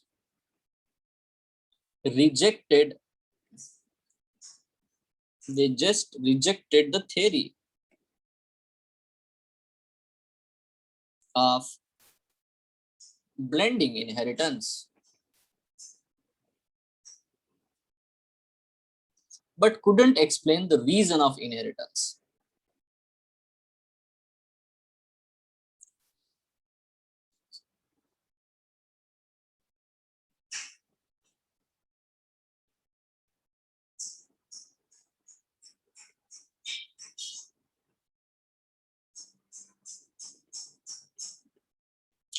तो बेटा इसका मतलब है यार इनकी जिंदगी में कुछ फायदा हुआ नहीं, उन्होंने सिर्फ रिजेक्शन दिया। ऐसा नहीं करते पॉलिटिक्स में लोग, बताते हैं ट्विटर पे, आप जाओ आपको लिखता है अरे ये गलत है, ये उसने गलत किया, ये उसने गलत किया, but no one is talking कि क्या करना चाहिए, है ना। What should be the next positive चीज बोलना, नहीं नहीं नहीं नहीं वो गलत किया, इसने वो नहीं करना चाहिए। So like that everyone is blaming and blaming, but है ना, suggestion for the improvement is very very rare. So यही चीज हो रही है यहाँ पे। इन्होंने जो भी काम किया है that was against this theory, against this theory, है ना। तो ये जो थ्योरी है इसको हाँ नहीं नहीं ये नहीं होता, नहीं होता भाई, ऐसे नहीं होता, ये चीज बताने के लिए उन्होंने पूरे एक्सपेरिमेंट्स किए हैं। But they actually explain, they never explain कि यार फिर आता कैसे, ये बताना इनहेरिटेंस होगा कैसे, ठीक है। सो इसका बेटा सारा कार्यक्रम जो था, फिर आगे कार्यक्रम चलाया ये भाई साहब ने। फिर आता है मेन चीज, अब आती है बात, है ना, पढ़ने वाली, वो है बेटा मेंडेल की, मेंडेलियन इनहेरिटेंस। और बेटा मेंडेलियन जेनेटिक्स आप पहले भी पढ़ चुके हो 10th स्टैंडर्ड में, आप जानते हो यार ये सब, है ना, you know everything about the Mendel. अब देखो मेंडल जो है भाई साहब का नाम भी है, नाम के साथ में लोग कभी कभी क्वेश्चन भी पूछते हैं, अजीब सा लगता है मुझे, साइंस में ऐसा क्यों पूछते हैं। ऐसा लगता है हिस्ट्री पढ़ रहे हैं, ठीक है।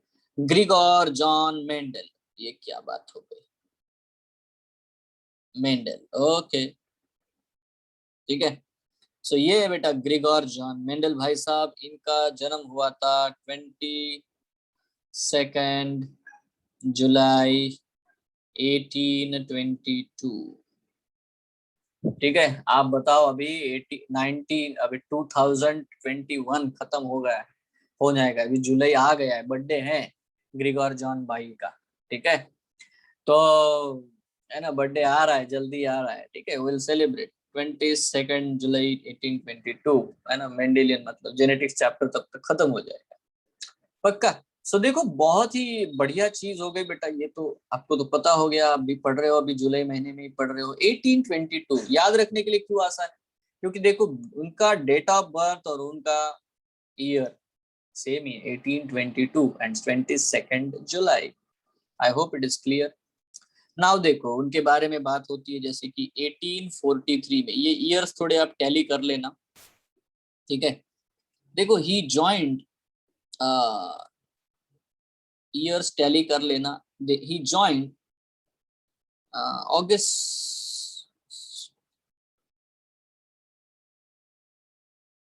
Augustinian monastery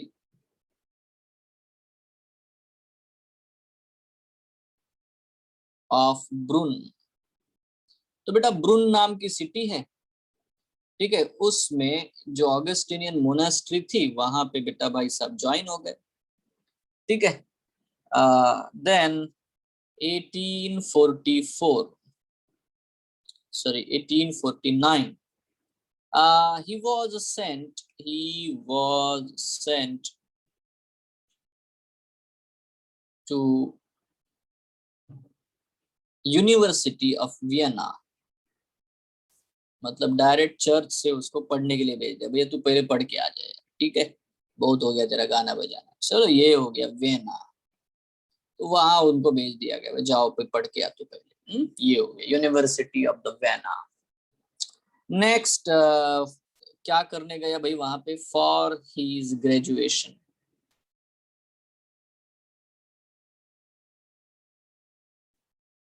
ठीक है। मैं अभी तो बोलूंगा नहीं, बट ये इनकी हिस्ट्री क्यों पढ़ाई जाती है, ये आप समझोगे, थोड़े और बड़े हो जाओगे ना, तो आपको समझ में आएगा यार व्हाई दे है ना make to listen this history of this man.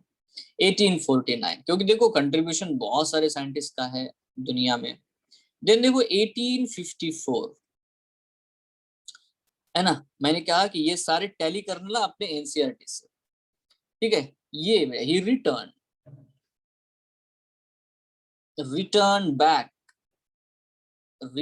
Back to church, ठीक है। अगेन बाप रे, फिर से आ गया वापस, है ना, फिर खेल कूद करेगा नहीं, बट अभी बेटा वो चेंज था, बदल गया था, ठीक है। उसके अंदर बदलाव आ चुका था 1854 एंड देन टू 1856, ठीक है। और 1857 ये भाई साहब जो है इन्होंने, है ना, प्लान करना शुरू किया, प्लान फॉर एक्सपेरिमेंट। ये सारी चीजें आप जो भी नोट्स है इसमें एनसीईआरटी वाले ईयर्स लिखना और ये जरूर करना, ठीक है। प्लान फॉर दिस एक्सपेरिमेंट, उन्होंने प्लान बनाया, बताओ कब से कब तक प्लान बनाया, 2 साल तो प्लान ही बनाया कि मैं ये करूंगा, कल उठूंगा, कल से पढ़ाई करूंगा, दैट इज द प्लान, ठीक है। मैंने भी बहुत सालों से ये प्लान बना के रखा, मैं कल से उठ करके एक्सरसाइज करूंगा। सो वो जो प्लान है वो है ना वो होता नहीं है। So plan for experiment, see this is very simple. Then अब आता है बेटा वो काल जिसको हम लोग बोलते हैं राइट फ्रॉम, बात कर लेते हैं 1857 टू 1865, ठीक है। अब डेफिनेटली ये चीजें जो है हमारी एनसीईआरटी में इस तरह से दी है, इसीलिए मैं बार बार बोल रहा हूँ 1856 टू 1863 ये दिया है हमारी एनसीईआरटी में, ठीक है, which need to be corrected. But problem है कि इसी का क्वेश्चन नीट में आ गया था कि उनका ये क्वेश्चन आ चुका है, उन्होंने पूछ लिया कि बताओ कौन से ईयर्स में, मतलब नियर अबाउट 7 to 8 ईयर्स, ये क्वेश्चन नीट में पूछ लिया उन्होंने, है ना। कि उसका एक्चुअली जो एक्सपेरिमेंट किया था उन्होंने, जो प्रैक्टिकल किए थे, ठीक है, एक्सपेरिमेंटल वर्क जो किया था बेटा, ये इस ईयर में किया था। नाउ दिस इज इंपॉर्टेंट है, ये important. 1856 to 1863, this is the year which is given in your NCERT textbook. Remember this, पक्का। So that's it, that is what the simplest explanation, उन्होंने कहाँ गए, कहाँ से वापस आए, ये सब कुछ बेटा है।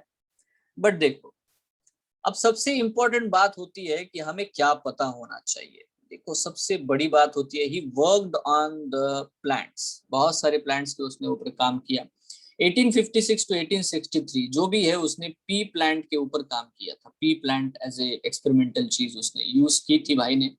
इवन इसके साथ साथ बेटा, उन्होंने एक दूसरे प्लांट के ऊपर भी काम किया था। मैं यहाँ पे एक स्टार मार्क करके लिख देता हूँ, ही शोड, ठीक है, हिज वर्क। ये सब करने के बाद में ना, ये सब करने के बाद he showed his work to नागेली। ये साइंटिस्ट का नाम है, नागेली, नागोबा, ठीक है। ये नागेली को देखने दिखाने चले गए, तब के बहुत बड़े मशहूर साइंटिस्ट थे ये, ठीक है। तो उनको दिखाने चले गए, भैया दिखाओ हमने ये सब किया हुआ है ना। इन्होंने बोला कि अच्छा, बहुत बढ़िया, बहुत सही लग रहा है, कार्यक्रम सही दिख रहा है तुम्हारा।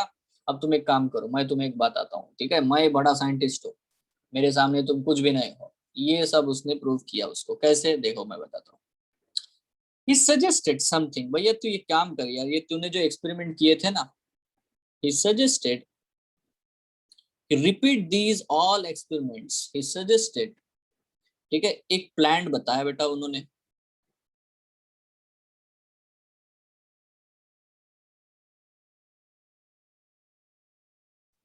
ये है प्लांट, हिराशियम। हिराशियम नाम का प्लांट है, ठीक है।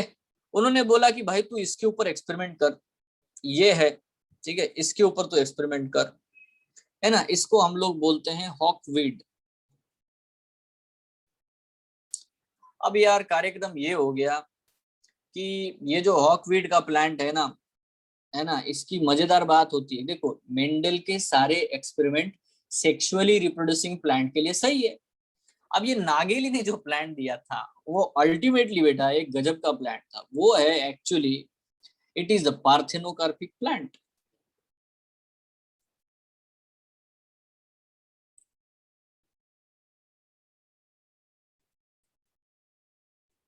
बस, तो मेंडल साहब के एक्सपेरिमेंट फेल हो गए। देखो मजा ये है, तो वहां से बेटा उनमें डिप्रेशन आ गया मेंडल में। अरे यार करके देख रहे, हो ही नहीं रहा, एक्सपेरिमेंट के रिजल्ट ही नहीं आ रहे। क्यों नहीं आ रहे बताओ? क्योंकि मेंडल के जो भी बेटा, जो भी आपके लॉज है ना सारे, ये सुटेबल है for the sexually reproducing plants.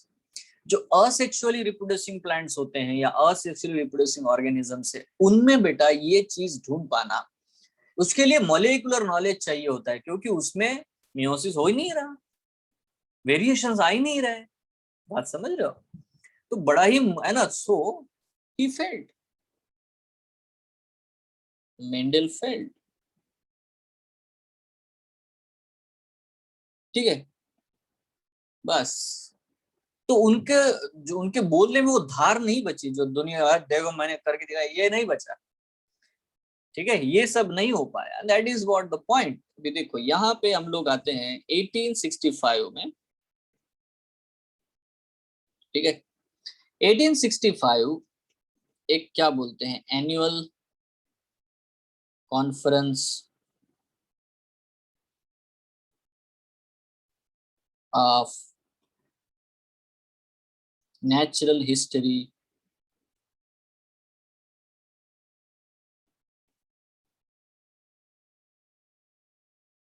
ठीक है, ऑर्गेनाइजेशन। अब ये भाई साहब वहां पहुंच गए, बोले देखो यार, है ना, ये है मेरी बुक, है ना। वहां पहुंच गए 1865 में, और उन्होंने सजेस्ट किया भाई तुमने जो भी किया है वो तुम पब्लिश कर दो। तो 1866 में उन्होंने जो एनुअल प्रोसीडिंग थी, ठीक है,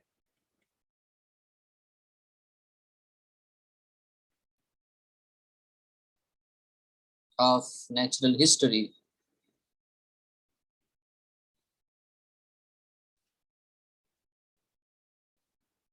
society.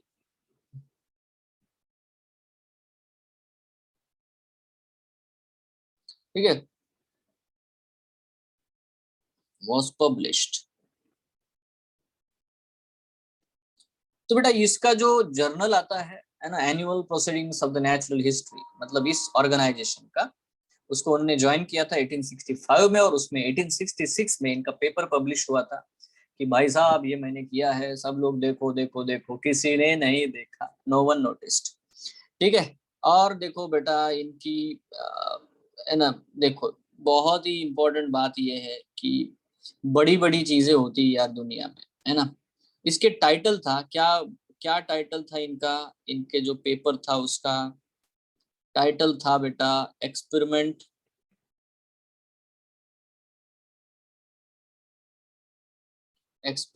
ऑफ प्लांट हाइब्रिडाइजेशन, ऐसा उन्होंने टाइटल दिया था। ठीक है, तो ये टाइटल है annual proceedings of the natural history society का पब्लिकेशन में, है ना, उसने ये पब्लिश किया था। बट बेटा no one notice, no one notice, no one notice, किसी ने इंपॉर्टेंस ही नहीं दिया। 1884, now this is what the year, है ना, इनकी हो गई डेथ। डेथ हो गई ड्यू टू किडनी फेल्यूर।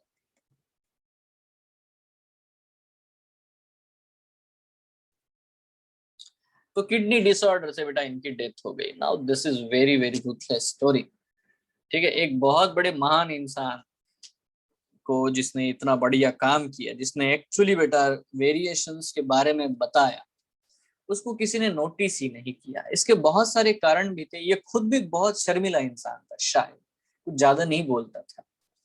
ठीक है, अच्छा ठीक है, दूसरे ने बोल दिया, इसने मान लिया, ये भी होता था, और अपनी बात को प्रॉपरली रख नहीं पाए।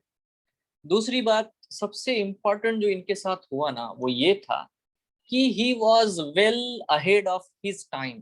That is what the biggest issue. आज भी होता है ऐसे, बहुत से लोग इतने आगे की सोच रखते हैं ना कि बाकी लोगों को समझ में नहीं आता। अभी देखो ये टेस्ला वेस्ला जो बन रहा है, ये एलॉन मस्क जो है ना, ये पता नहीं कहाँ के ख्याली पुलाव है ना लोगों पे बता रहा है, और लोग पैसा भी लगा रहे हैं बिल्कुल बहुत तेजी से, बट उसने कन्विंस कर लिया because it has that connections. Connections, है ना। अभी इसमें एक मैं बहुत बुरा इशू बताता हूँ। होता क्या है, हुआ क्या कि इसी के समय, सेम समय बेटा, भाई साहब जो डार्विन साहब थे ना, उनका भी उदय हुआ था। उन्होंने इवोल्यूशन वाला कंसेप्ट दिया। अब आप नोटिस करना, ये है, ये बिलोंग करते हैं, चर्च में रहते हैं, याद समझो हाँ ढंग से। इनका पूरा एजुकेशन चर्च में हुआ, एवरीथिंग।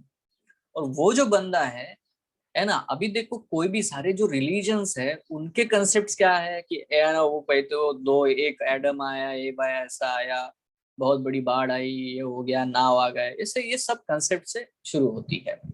अब ये जो डार्विन है, इसने चैलेंज किया कि इवोल्यूशन ऐसे नहीं हुआ।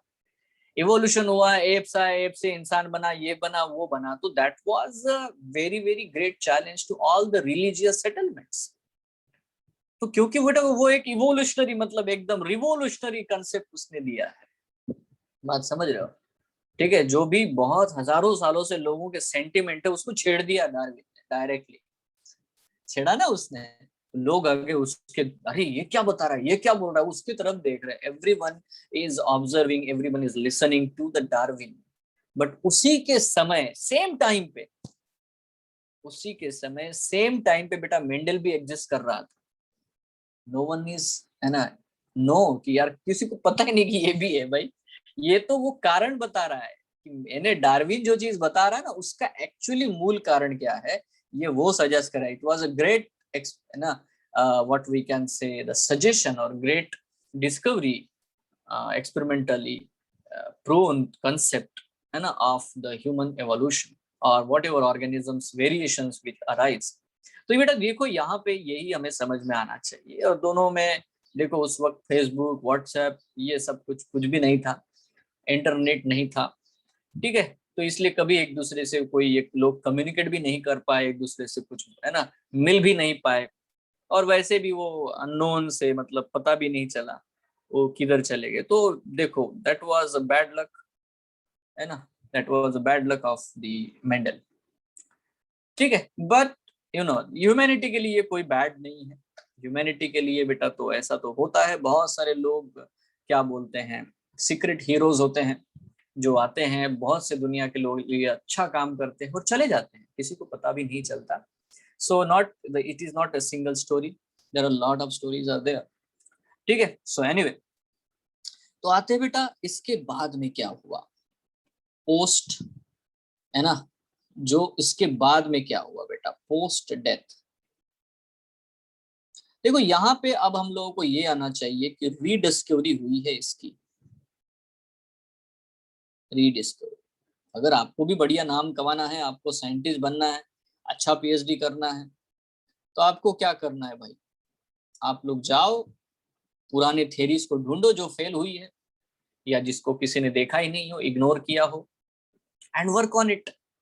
ठीक है, और उसको दुनिया के सामने लाओ, उसको या तो कोई प्रॉब्लम में फंसा हो तो उसको क्लियर कर लो, that's it. You don't have to produce any new ideas. हमेशा जरूरी नहीं बेटा आप हमेशा नया आइडियाज ही लेके आ जाओ, दैट इज नॉट नीड। ठीक है, सो तो ये बेटा rediscovery of the Mendelian work ये कब हुआ? Rediscovery of Mendelian work took place in 1900, है ना। देखो ये 84 में खत्म हो गए, 1900 में बेटा, है ना, 1900, है ना, तब जाकर के बेटा उनका रीडिस्कवरी हुआ। कब? आफ्टर 16 years, ठीक है, ऑफ हिज डेथ। ठीक है, मतलब 16 साल बाद में बेटा इनका जो कंसेप्ट है ना, उस वो है ना वो फिर से रीडिस्कवर किया गया। किसने किया भाई ये बढ़िया काम? इसको किया बेटा टू साइंटिस्ट ने, जिसका एक का नाम है ह्यूगो डी व्राइस,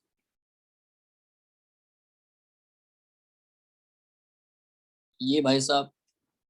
ठीक है, दूसरे साइंटिस्ट है सी कार्ल कोरेंस,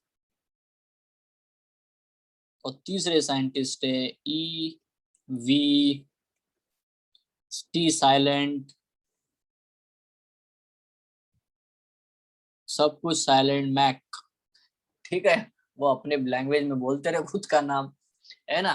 तो Tschermak, this is what the name, the Hugo de Vries, Carl Correns and the EV Tschermak, ये तीन लोग है बेटा, इन्होंने, है ना, इसकी जो वर्क है जेनेटिक्स की मेंडल भाई साहब की, इसको फिर से ढूंढा, फिर से बेटा नए नए प्लांट्स के ऊपर काम करके दिखाया। मैं आपको एक बात बताऊं, अभी मैं मतलब ये भी सजेस्ट करना चाहता हूँ कि इसमें से कोरेंस सबसे इंपॉर्टेंट है हमें, हमारे लिए, क्योंकि कोरेंस नहीं, जो हम लोग लॉज बोलते हैं, law of dominance, law of segregation, ये जो सब सारे नाटक बोलते हैं ना, ये मेंडल ने नहीं बोले हुए, ये मेंडल का नहीं है। ठीक है, ये तो कोरेंस ने दिए हुए हैं, कोरेंस माइनर ये जो है वैसा भी ये वाले। ठीक है, इन्होंने बताया है कि बोले ये जो है ना लॉज है, ये उन्होंने समझाया था, किसने?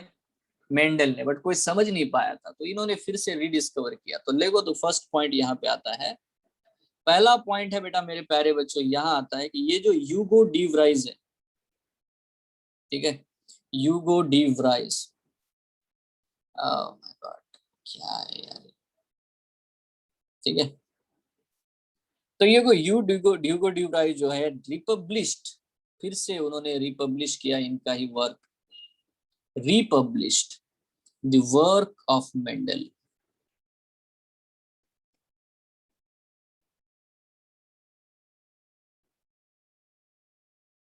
in 1901 in flora,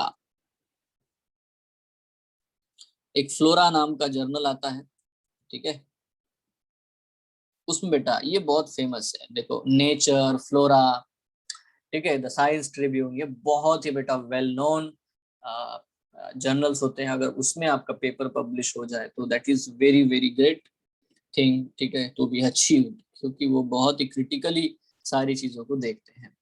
Anyway, so this is what the turn around for the Mendel's concept. जैसे ये फ्लोरा में आया, ठीक है, लोगों का ध्यान फिर से गया, अरे ये क्या चीज है, ये क्या है, बताओ बताओ कौन है यार ये मेंडल। फिर जो है उनका बहुत सम्मान हुआ। देखो, कोरेंस मेड लॉज। तो ये जो लॉज है ना, ये सारे बेटा उसने बनाया फ्रॉम मेंडल्स वर्क।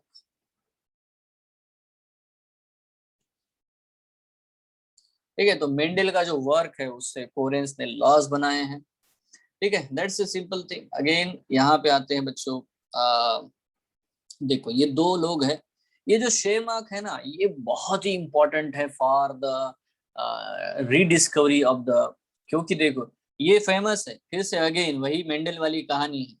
ये बंदा पता है, ईवी शेमार्क, इस बंदे ने मेंडल के जो लॉज है, मेंडल के जो एक्सपेरिमेंट है, उनको बहुत सारे प्लांट के ऊपर करके देखा है। मतलब जितने पॉसिबल हो सकते हैं मरते दम तक उसने एक्सपेरिमेंट किए हैं, और हर बार साबित करके देखा Mendel was right, Mendel was right, that is what his work, you know, है ना। तो उसने बिल्कुल परफेक्ट कर दिया है, सर्टेन कर दिया कि नहीं, मेंडल ने जो बताया था बिल्कुल सही है, वो सही में ग्रेट था, वो सही में ग्रेट था। ये बोलना जरूरी होता है ना, तभी जाके लोग सुनते हैं।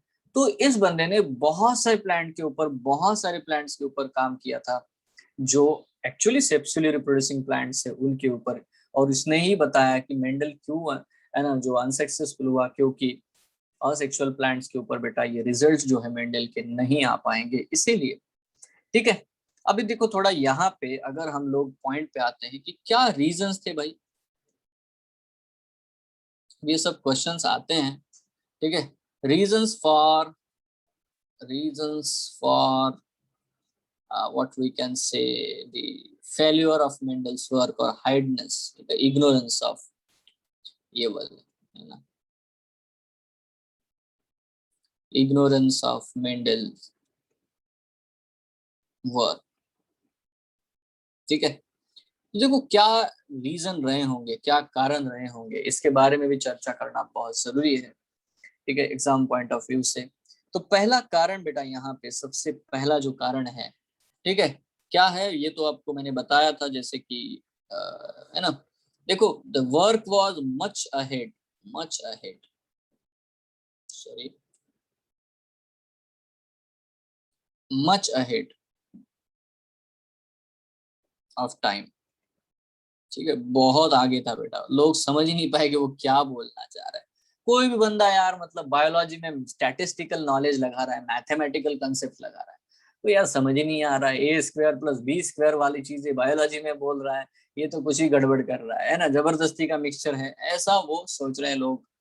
सो दैट वाज द पॉइंट। ठीक है, और इसीलिए बेटा वो इतना इग्नोर रह गए। ठीक है, दूसरा बेटा ठीक है, है ना, देखो कम्युनिकेशन प्रॉब्लम था, उसका खुद का भी था। ठीक है, वो प्रॉपर एक्सप्लेन नहीं कर पाया था। ठीक है, और उस समय की जो सिचुएशन थी वहां पे इतना बेटा कम्युनिकेशन हो नहीं पाता था। ठीक है, डार्विन ऑल्दो इतना फेमस था, पर डार्विन था बेटा इंग्लैंड में, और ये भाई साहब थे ऑस्ट्रिया में, और बीच में इतना बड़ा रशिया प्रेजेंट है टोटल, है ना। तो huge area difference between, distance between this two people where there. ठीक है, अगर कभी ये दोनों मिले होते तो ठीक है, मेंडल उसी समय अप्रिशिएट हो जाते थे।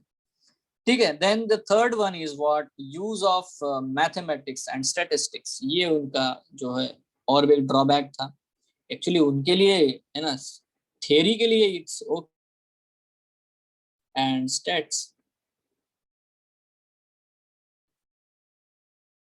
ठीक है, तो उन्होंने मैथमेटिक्स और स्टैटिस्टिक्स को बेटा यूज करना शुरू किया, that was a different thing. And then again he was unable to provide any physical proof. ठीक है, unable to provide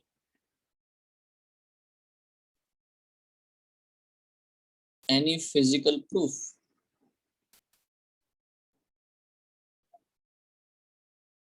of factors. तो आज बेटा हम लोग जिस चीज को जीन बोलते हैं उसको उसने फैक्टर कहा, कितने आगे की सोच थी बताओ उसके। जीन आज हमने डिस्कवर कर लिया जीन क्या है, बट उसको वो फैक्टर बोलता था, फैक्टर या डिटरमिनेंट, ये वर्ड उसने यूज किया था। बट द प्रॉब्लम इज, है ना, कि वो ये नहीं बता पा रहा था कि ठीक है ये फैक्टर है, तुम तो बोल रहे हो कैपिटल टी स्मॉल टी, पर तुम तो लिख रहे हो पेज के ऊपर, मैं कैसे मान लूं? ठीक है, I need physical proof. So that was not there. उस समय ये जो फिजिकल प्रूफ था बेटा वो बिल्कुल अवेलेबल नहीं था। ठीक है, so that is what the point, unable to provide any physical proof और factor as a unit of inheritance. ठीक है, कि यही एक यूनिवर्सल ट्रूथ है, फैक्टर ही होता है। ये बेटा मानने के लिए क्या होता है, साइंटिफिक कम्युनिटी जो होती है वो बहुत ज्यादा क्रिटिकल होती है, क्योंकि देखो कोई भी रिसर्च को मान्यता इतने जल्दी मिल तो नहीं पाएगी। ठीक है, और सबसे बड़ी बात, he himself was not confident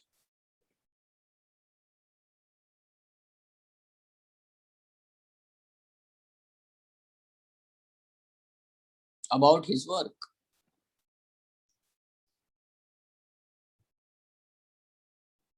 और इसका कारण भी मैंने बताया कि वो उसने कॉन्फिडेंस पहले खुद ही लॉस कर दिया था, क्योंकि जो भी उनने जो हॉकवीड के ऊपर एक्सपेरिमेंट करना शुरू किए थे पार्थेनोजेनिक प्लांट के ऊपर, तो बेटा डेफिनेटली यार कोई भी बंदा जो है अभी इतनी बड़ी बात दुनिया के सामने रखना चाहता है और उसको फेल्यूर आ गए, तो वो तो सोचेगा ना यार, मतलब अपने ही वर्क में कुछ तो गलती है। और दूसरे को चांस भी मिल जाता है, देख इस प्लांट में आ नहीं रहा तो बड़ी बड़ी बातें बोल रहा है, ये सिर्फ उसके सामने हुआ।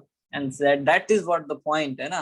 तो बेटा नागेली का उसको सपोर्ट बिल्कुल भी नहीं मिला, या तो उस वक्त जब भी वहां के जो एकदम एस्टेब्लिश्ड साइंटिस्ट थे उनसे बेटा सपोर्ट नहीं मिला, इसके वजह से और भी वो इतना कॉन्फिडेंट खुद भी नहीं था।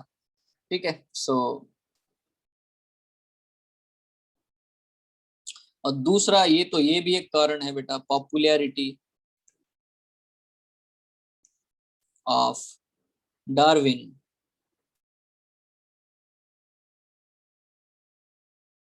ठीक है, अब ये जो थी यार पॉपुलैरिटी ऑफ डार्विन, ये बहुत ही मतलब बोल सकते हैं ना, आ, एक एक बैड लक ही था मेंडल के लिए, है ना। मेंडल के लिए एक बैड लक ही था, मतलब उसी समय वो भी आ गया, ये तो था ही, बट उसके समय ऐसा उसने कंसेप्ट दे दिया कि इसके तरफ इसके वर्क को, है ना, सोचने का मौका भी नहीं मिला लोगों को। सब लोग उसी में लग गए, जितने भी अच्छे ब्रेन थे सारे ब्रेन बेटा वो डार्विन के पीछे पड़ गए।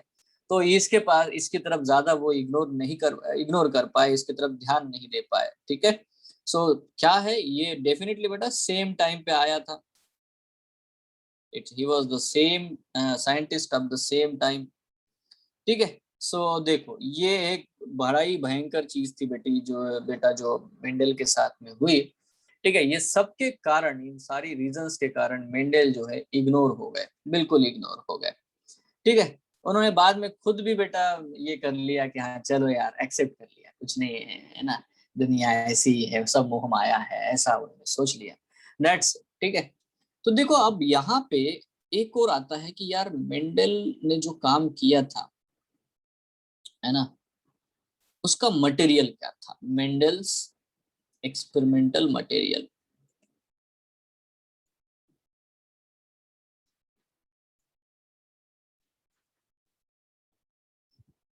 अभी देखो मेंडल का एक्सपेरिमेंटल मटेरियल के बारे में अगर हम बात करते हो तो आपको तो पता है क्या है, वो क्या है बेटा, पाइसम सटाइवम। ये है बेटा पाइसम सटाइवम, इसको ही हम लोग बोलते हैं गार्डन पी। याद रखा, इसको हम लोग स्वीट पी नहीं बोलते। ठीक है, it's a garden pea, remember this one. ठीक है, why pea plant was selected, क्यों? ठीक है, देखो कारण है, वाई पी प्लांट, ये क्वेश्चन है। ठीक है, why pea plant was selected, या उसके पहले के भी जो साइंटिस्ट लोग थे, वर्कर्स थे, उन्होंने पी प्लांट को इतना क्यों यूज किया? इसके कुछ रीजंस है। पहला एक रीजन है जिसको ये हम लोग easy to cultivate, easy to cultivate, इसकी खेती करना बहुत आसान होता है, मटर के दाने जमा करो, जमीन पे लगा दो, चालू कार्यक्रम। ठीक है, so it's easy to cultivate. दूसरी चीज है, it has a short life cycle.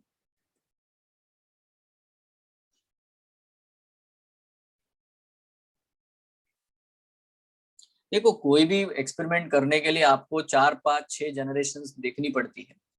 तो अगर बेटा बहुत लॉन्ग जनरेशन वाले आप प्लांट लोगे एकदम से, तो बेटा उसमें तो जिंदगी निकल जाएगी। तो ये एनुअल प्लांट्स थे, है ना, 2 3 महीने में बेटा इसके, है ना, पॉड्स आ जाते थे, है ना, और दाने जो है मटर के दाने आपको मिल जाते हैं, काउंट करने को मिल जाते हैं। ठीक है, सो दैट्स व्हाट, ये ना, ये एक उसका बढ़िया कैरेक्टर है ना। तीसरी चीज है कि it produces large number of offsprings.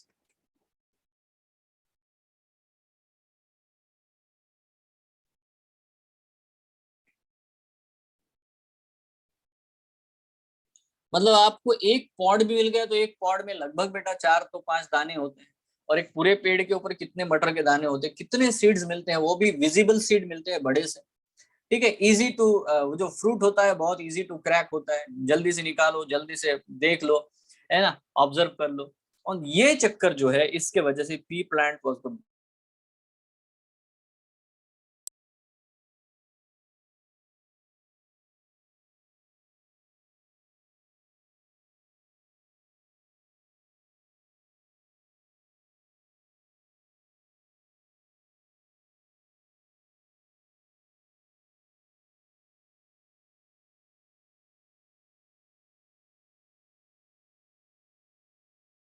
Sir आवाज नहीं आ रही है।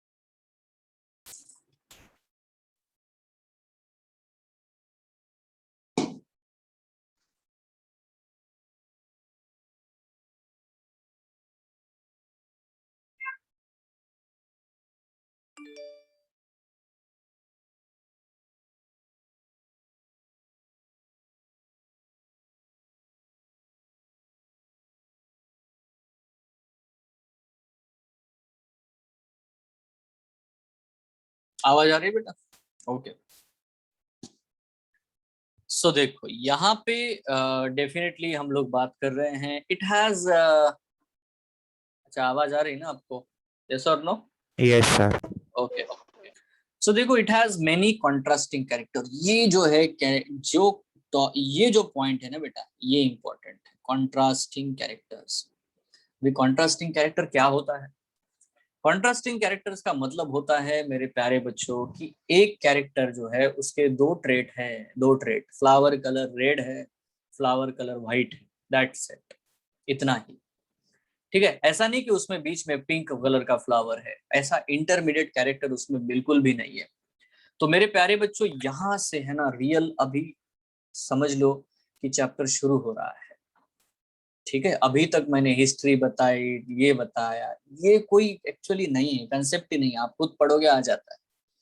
ठीक है, बट ये सब जरूरी है। सो देखो it has many contrasting characters, बहुत सारे कॉन्ट्रास्टिंग कैरेक्टर्स है इसमें। क्या है? ठीक है, कौन कौन से कॉन्ट्रास्टिंग कैरेक्टर्स है, मेंडल ने कौन से सिलेक्ट किए थे, यही हमें पढ़ने हैं। But other than this point is even important more. क्या है ये point? It is naturally self pollinated plant. See, it is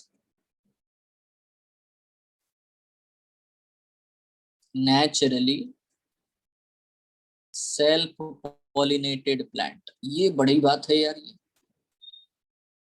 है ना. ये सेल्फ पॉलिनेटेड प्लांट होता है, इसमें सेल्फ पॉलिनेशन होता है. उसका जो कील है, उसके अंदर जो एंथर है वो दबे पड़े रहते हैं, वो निकलते नहीं है.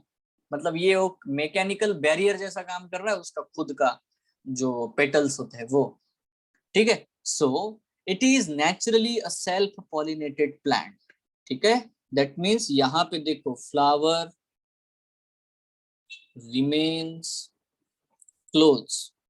मतलब क्या होता है, ये क्लिस्टोगैमी जैसा ही बेटा रोल प्ले कर रहा है यहाँ पे. ऑल्दो उसके स्टैंडर्ड जो होता है, मतलब जो वैक्सिलरी एस्टाइवेशन है, वैक्सिलम ओपन हो जाता है, विंग्स ओपन हो जाते हैं, बट कील जो है वो पूरी तरह से बेटा स्टेमेंस को क्लोज करके रखता है. इसीलिए कभी भी इसमें, है ना, फ्लावर जो है ओपन होने के बावजूद बेटा क्लिस्टोगैमी कंडीशन शो करता है. ये आपको थोड़ा सा समझ में आना चाहिए. आर्टिफिशियली हम लोग इसका हाइब्रिडाइजेशन कर सकते हैं, बस हमें कील ओपन करना पड़ेगा, तो हम लोग क्रॉस पॉलिनेशन उसका कर सकते हैं. सो पॉइंट नंबर 1 कि ये खुद सेल्फ पॉलिनेटेड प्लांट है, और दूसरा हम लोग बहुत इजीली आर्टिफिशियल हाइब्रिडाइजेशन, ठीक है, कैन बी डन इजीली. ठीक है. बड़ी ही आसानी से बेटा हम लोग इसका आर्टिफिशियल हाइब्रिडाइजेशन कर सकते हैं. Are you sure? पॉइंट समझ में आ रहे हैं? बहुत आसान है बेटा. यहाँ पे ये जो पॉइंट है, it has many contrasting character. ये जो है ना, इसी स्टेटमेंट को मैं अलग ढंग से लिखता हूँ. इसको करता हूँ बेटा रेड कलर में ऐसे स्टार मार्क, और ये स्टार यहाँ पे. ठीक है. No intermediate characters. ठीक है. No intermediate character. जो मेंडल ने सिलेक्ट किए थे उसमें इंटरमीडिएट कैरेक्टर्स नहीं थे.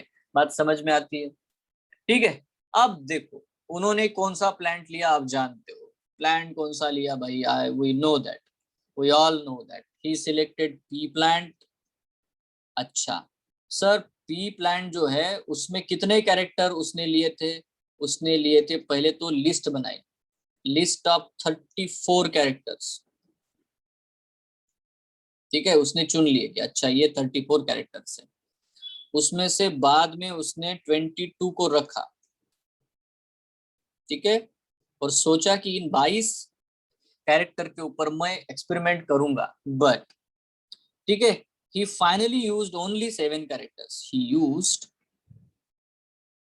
only 7 characters. ठीक है. इसलिए जब भी मेंडल की स्टडी के बारे में बात करते हैं हम लोग, तो हम लोग इन 7 कैरेक्टर्स के बारे में बात करते हैं. सो पहली बात मैं आपको पहले तो ये समझा दूं कि पी प्लांट जो होता है, पी प्लांट, ठीक है, उसका एन जो है हैप्लॉइड एन, या तो मैं बोलूंगा x, it is the basic chromosome number. X की वैल्यू है 7, so it has 7 chromosome in it.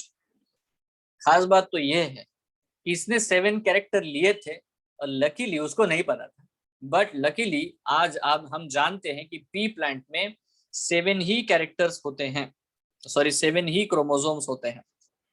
ठीक है. तो एक साइंटिस्ट था जिसका नाम था ब्लिक्स. उस भाई साहब ने क्या किया, उन भाई साहब ने क्या किया, ब्लिक्स ने, ठीक है, कौन से क्रोमोसोम के ऊपर कौन सा जीन है ये भी हमें बाद में बताया. ठीक है.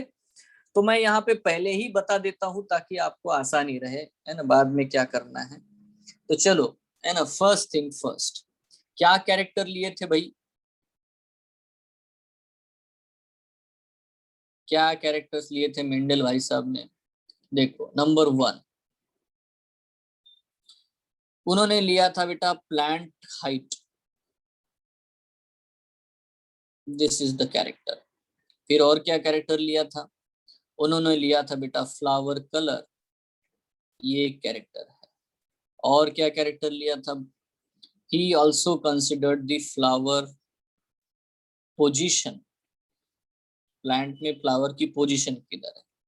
और एक क्या कैरेक्टर लिया था, यस, ठीक है। उसके बाद बेटा पॉड शेप, ठीक है। और क्या कैरेक्टर लिया था भाई, है ना। Then he also considered the pod colour, लो भाई, ठीक है। और क्या है, सीड शेप, और है सीड कलर।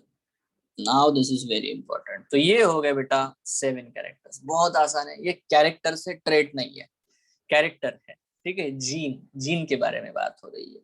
ओके, तो मैं एक सबसे पहला पॉइंट में बता देता हूँ कि देखो, पॉड एक फ्रूट है। पहली बात तो समझ लो, पॉड क्या है बेटा, फ्रूट। मतलब ये फ्रूट का कैरेक्टर है मेरे प्यारे बच्चों, है ना। Pod is a fruit, pod is a fruit. तो पॉड इज अ फ्रूट तो मतलब फ्लावर से बना फ्रूट, फ्रूट के अंदर सीड, ऐसा ही अरेंजमेंट है। प्लांट के ऊपर आया फ्लावर, फ्लावर पे आया पॉड, पॉड के अंदर है सीड। ये ऐसा अरेंजमेंट हमने किया है। यहाँ पे दिख रहा है ना आपको, अरे दिख रहा है क्या, है ना। प्लांट के ऊपर आया फ्लावर, फ्लावर का कलर, फ्लावर का पोजीशन। अच्छा, मैं एक क्वेश्चन पूछूं, हाउ मेनी कैरेक्टर्स मतलब of fruits are he considered, how many characters of fruit he considered, how many characters of fruit. देखो ये सिंपल क्वेश्चन है, how many characters of fruit fruit he considered, the answer is 3। कौन बताएगा 3 कैसे हो जाएगा, कौन है यार यहाँ पे इतना ज्ञानी। 3 बोल दिया सर ने, यहाँ 2 लिखा है? हु विल टेल मी कि सर 3 कैसे हो गया, या तो 2 ही है। How many characters of the fruit he considered, so answer is 3। How, I will tell you. देखो, जहां पे फीमेल फ्लावर ग्रो होता है वहीं पे पॉड भी ग्रो होता है। इसका मतलब जब हम फ्लावर पोजीशन देख रहे हैं तो इसी का मतलब ये बेटा कि हम लोग फ्रूट का भी पोजीशन वहीं पे देखते हैं। अगर फ्लावर टर्मिनल पोजीशन पे आता है तो फ्रूट भी टर्मिनल पोजीशन पे ही मिलेगा। तो ये जो कैरेक्टर है ना, थर्ड वाला, ठीक है, ये फ्लावर के साथ साथ पॉड का भी कैरेक्टर है। बात क्लियर है? अरे भाई समझ रहे हो? Yes sir. हाँ, ठीक है। सो यहाँ से बेटा रियल चीज अब शुरू हो चुके हैं। डोंट रिमेन अपसेंट, माइंड से बिल्कुल प्रेजेंट रहो। देखो, प्लांट हाइट के बारे में अगर हम लोग बात करें तो ये ब्लिक्स भाई साहब के हिसाब से ये है ऑन द 4th क्रोमोसोम, ठीक है। फ्लावर के कलर के हिसाब से बेटा ये है on the 1st chromosome. Then flower position के हिसाब से ये है बेटा 4th क्रोमोसोम के ऊपर। नाउ ये अगेन बेटा 4th क्रोमोसोम के ऊपर है, ठीक है। पॉड कलर जो है 5th क्रोमोसोम के ऊपर है। सीड का शेप जो है बेटा वो 7th क्रोमोसोम के ऊपर है। और seed colour is on the 1st chromosome के ऊपर। तो आप मुझे ऐसा क्रोमोसोम बताओ पी प्लांट का जिसके ऊपर मेंडेल के 3 कैरेक्टर प्रेजेंट है, बताओ। 4th क्रोमोसोम है ना, क्रोमोसोम नंबर 4, ठीक है। और बेटा क्रोमोसोम नंबर 1 के ऊपर कितने कैरेक्टर प्रेजेंट है? क्रोमोसोम नंबर 1 के ऊपर कितने कैरेक्टर प्रेजेंट है? कौन कौन से हैं? Flower colour and seed colour. बाद में ये पता चला, दुनिया में इतनी खोजबीन हुई, बाद में ये पता चला the colour of the flower and the colour of the seed are actually determined by a single gene. My god, ये क्या चीज है ना। मेंडल कुछ और ही सोच रहे थे, हम कुछ और ही ढूंढ रहे हैं, ठीक है। क्योंकि कलर है भाई, सीड का कलर हो, फ्लावर का कलर हो, the colour is due to the pigments, you know, and these pigments are actually produced by the same gene, you know। तो ये अलग अलग बातें हैं। जैसे जैसे हमारी अंडरस्टैंडिंग बदलती है, मतलब हम जितना ज्यादा पढ़ते हैं तो बड़ा बहुत सारी चीजें चेंज हो जाती है। सो राइट नाउ अभी हमें नोटिस करना है how many characters he considered. Phenotype क्या है, हम फिनोटाइप्स के जीनोटाइप की तरफ जा रहे हैं फॉरवर्ड जेनेटिक्स के ये तरीका है बेटा। हमने पहले फिनोटाइप ढूंढ लिया और फिर ढूंढा कि वो किस क्रोमोसोम के ऊपर प्रेजेंट है। This is the forward genetics. Are you sure? समझ रहे हो ना? Yes sir. अभी देखो, अब इसमें मेरे प्यारे बच्चों, है ना, इसके ट्रेट है। ये जो कैरेक्टर जो हमें दिखाई दे रहा है मेरे प्यारे बच्चों, इसके क्या है रे भाई, ट्रेट है, ठीक है। ये देखो यहाँ पे ऐसे बना लिया यार, ये देखो ऐसे कर लिया। ओके, बहुत बढ़िया। नाउ आते हैं बेटा ट्रेट। अभी ट्रेट के बारे में बात करोगे तो simply you know there are two trait because ये कॉन्ट्रास्टिंग कैरेक्टर है। बट जब भी आप ट्रेट के बारे में बात करोगे, whenever you talk about the trait, है ना, the first thing is there are two traits, you know. एक ट्रेट जो कि डोमिनेंट है, बराबर। एक कैसा है बेटा? One is dominant trait and another one is what? The recessive. Yes, dominant as well as recessive, that is what the thing. और अभी कौन कौन बता सकता है हाइट के बेटा ट्रेट के डोमिनेंट बताओ क्या होता है? अगर ये आपको नहीं पता है तो क्या पता है फिर? ये तो कितनी बार यही है बेटा। प्लांट या तो क्या हो सकता है? टॉल, या तो क्या हो सकता है? डार्क। हो गया, है ना। Now there is what the flower colour. Flower colour कौन बता सकता है? देखो ये वाला कलर है यार, वायलेट या पर्पल हम लोग लिख सकते हैं, डोंट वरी अबाउट दैट, ठीक है। सो वायलेट और पर्पल, ठीक है।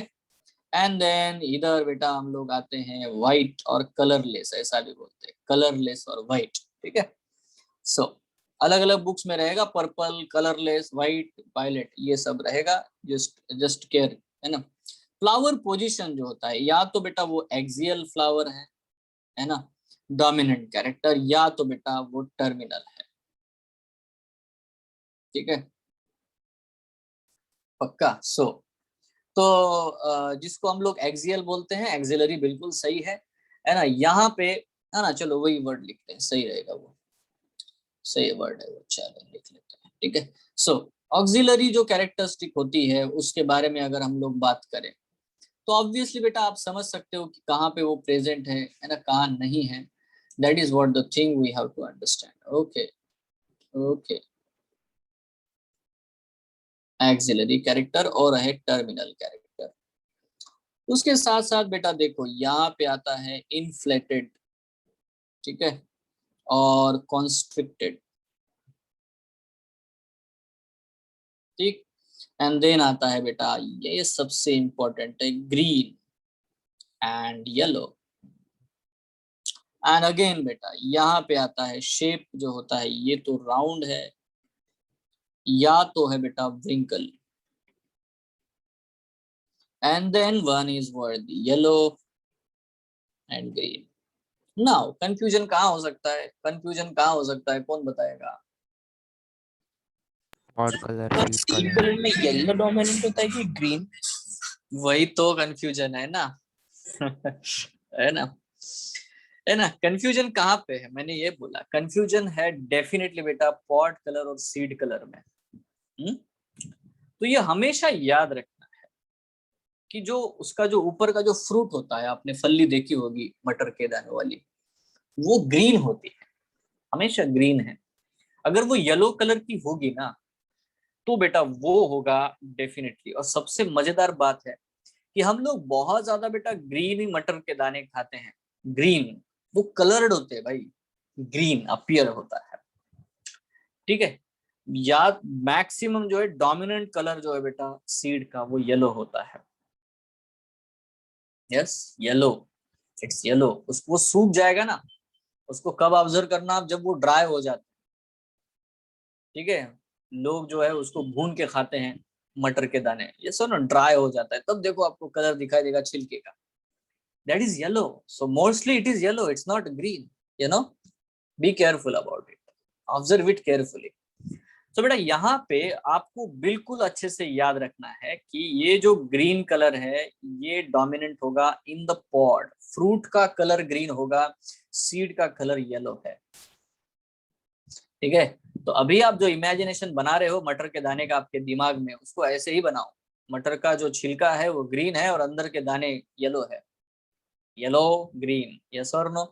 डोंट गेट कंफ्यूज्ड, क्योंकि ये क्वेश्चन पूछा गया है, क्योंकि वो जानते हैं कि इसमें बच्चा कंफ्यूज होगा। क्यों? क्योंकि आम बच्चे को सीड का कलर ग्रीन ही डोमिनेंट लगता है। क्लियर है कि नहीं किसी को भी? क्योंकि मटर के दाने ग्रीन है भाई, ग्रीन ग्रीन है ना, ग्रीन, ये सर नो, खाते भी है तो ग्रीन दिखता है। यस, बट हमने बड़ी कोशिश से बेटा ये वैरायटी डेवलप कराई कि ज्यादा से ज्यादा ग्रीन का प्रोडक्शन होता रहे। समझ रहे हो ना ये बात, है ना। ज्यादा से ज्यादा क्या हो, ग्रीन जो है मटर के दाने ही बनते रहे। तो दूसरी बात, जब वो बिल्कुल यंग होते हैं, ठीक है, जब पहले बनते हैं तो बेटा वो मोस्टली ग्रीन ही दिखते हैं, बट जैसे वो सूखते चले जाते हैं तो उनका कलर जो है वो रियल कलर अच्छे से अपीयर होता है। ठीक है, so right now this is very simple, you have to remember that, है ना, दैट्स इट। पक्का? तो यहाँ पे मैं नोट भी लिख के रख देता हूँ, रिमेम्बर, मैं यहाँ पे नोट लिख रहा हूँ। नोट ये है, फ्रूट कैरेक्टर्स कितने हैं बेटा? 3। फ्रूट के कैरेक्टर्स कितने हैं? 3 है, जिनको मैंने पर्पल कलर पे यहाँ पे मार्क करके रखा है। Flower position is also the position of the flower colour. Right now I am telling you another concept here. Concept ये है, देखो यहाँ पे एक और कैरेक्टर के बारे में बात होती है जिसको हम लोग बोलते हैं 7.1 या तो 7A ऐसा बोलेंगे, क्योंकि ये यही कैरेक्टर है, and that is what the colour of the कोटिलेडॉन।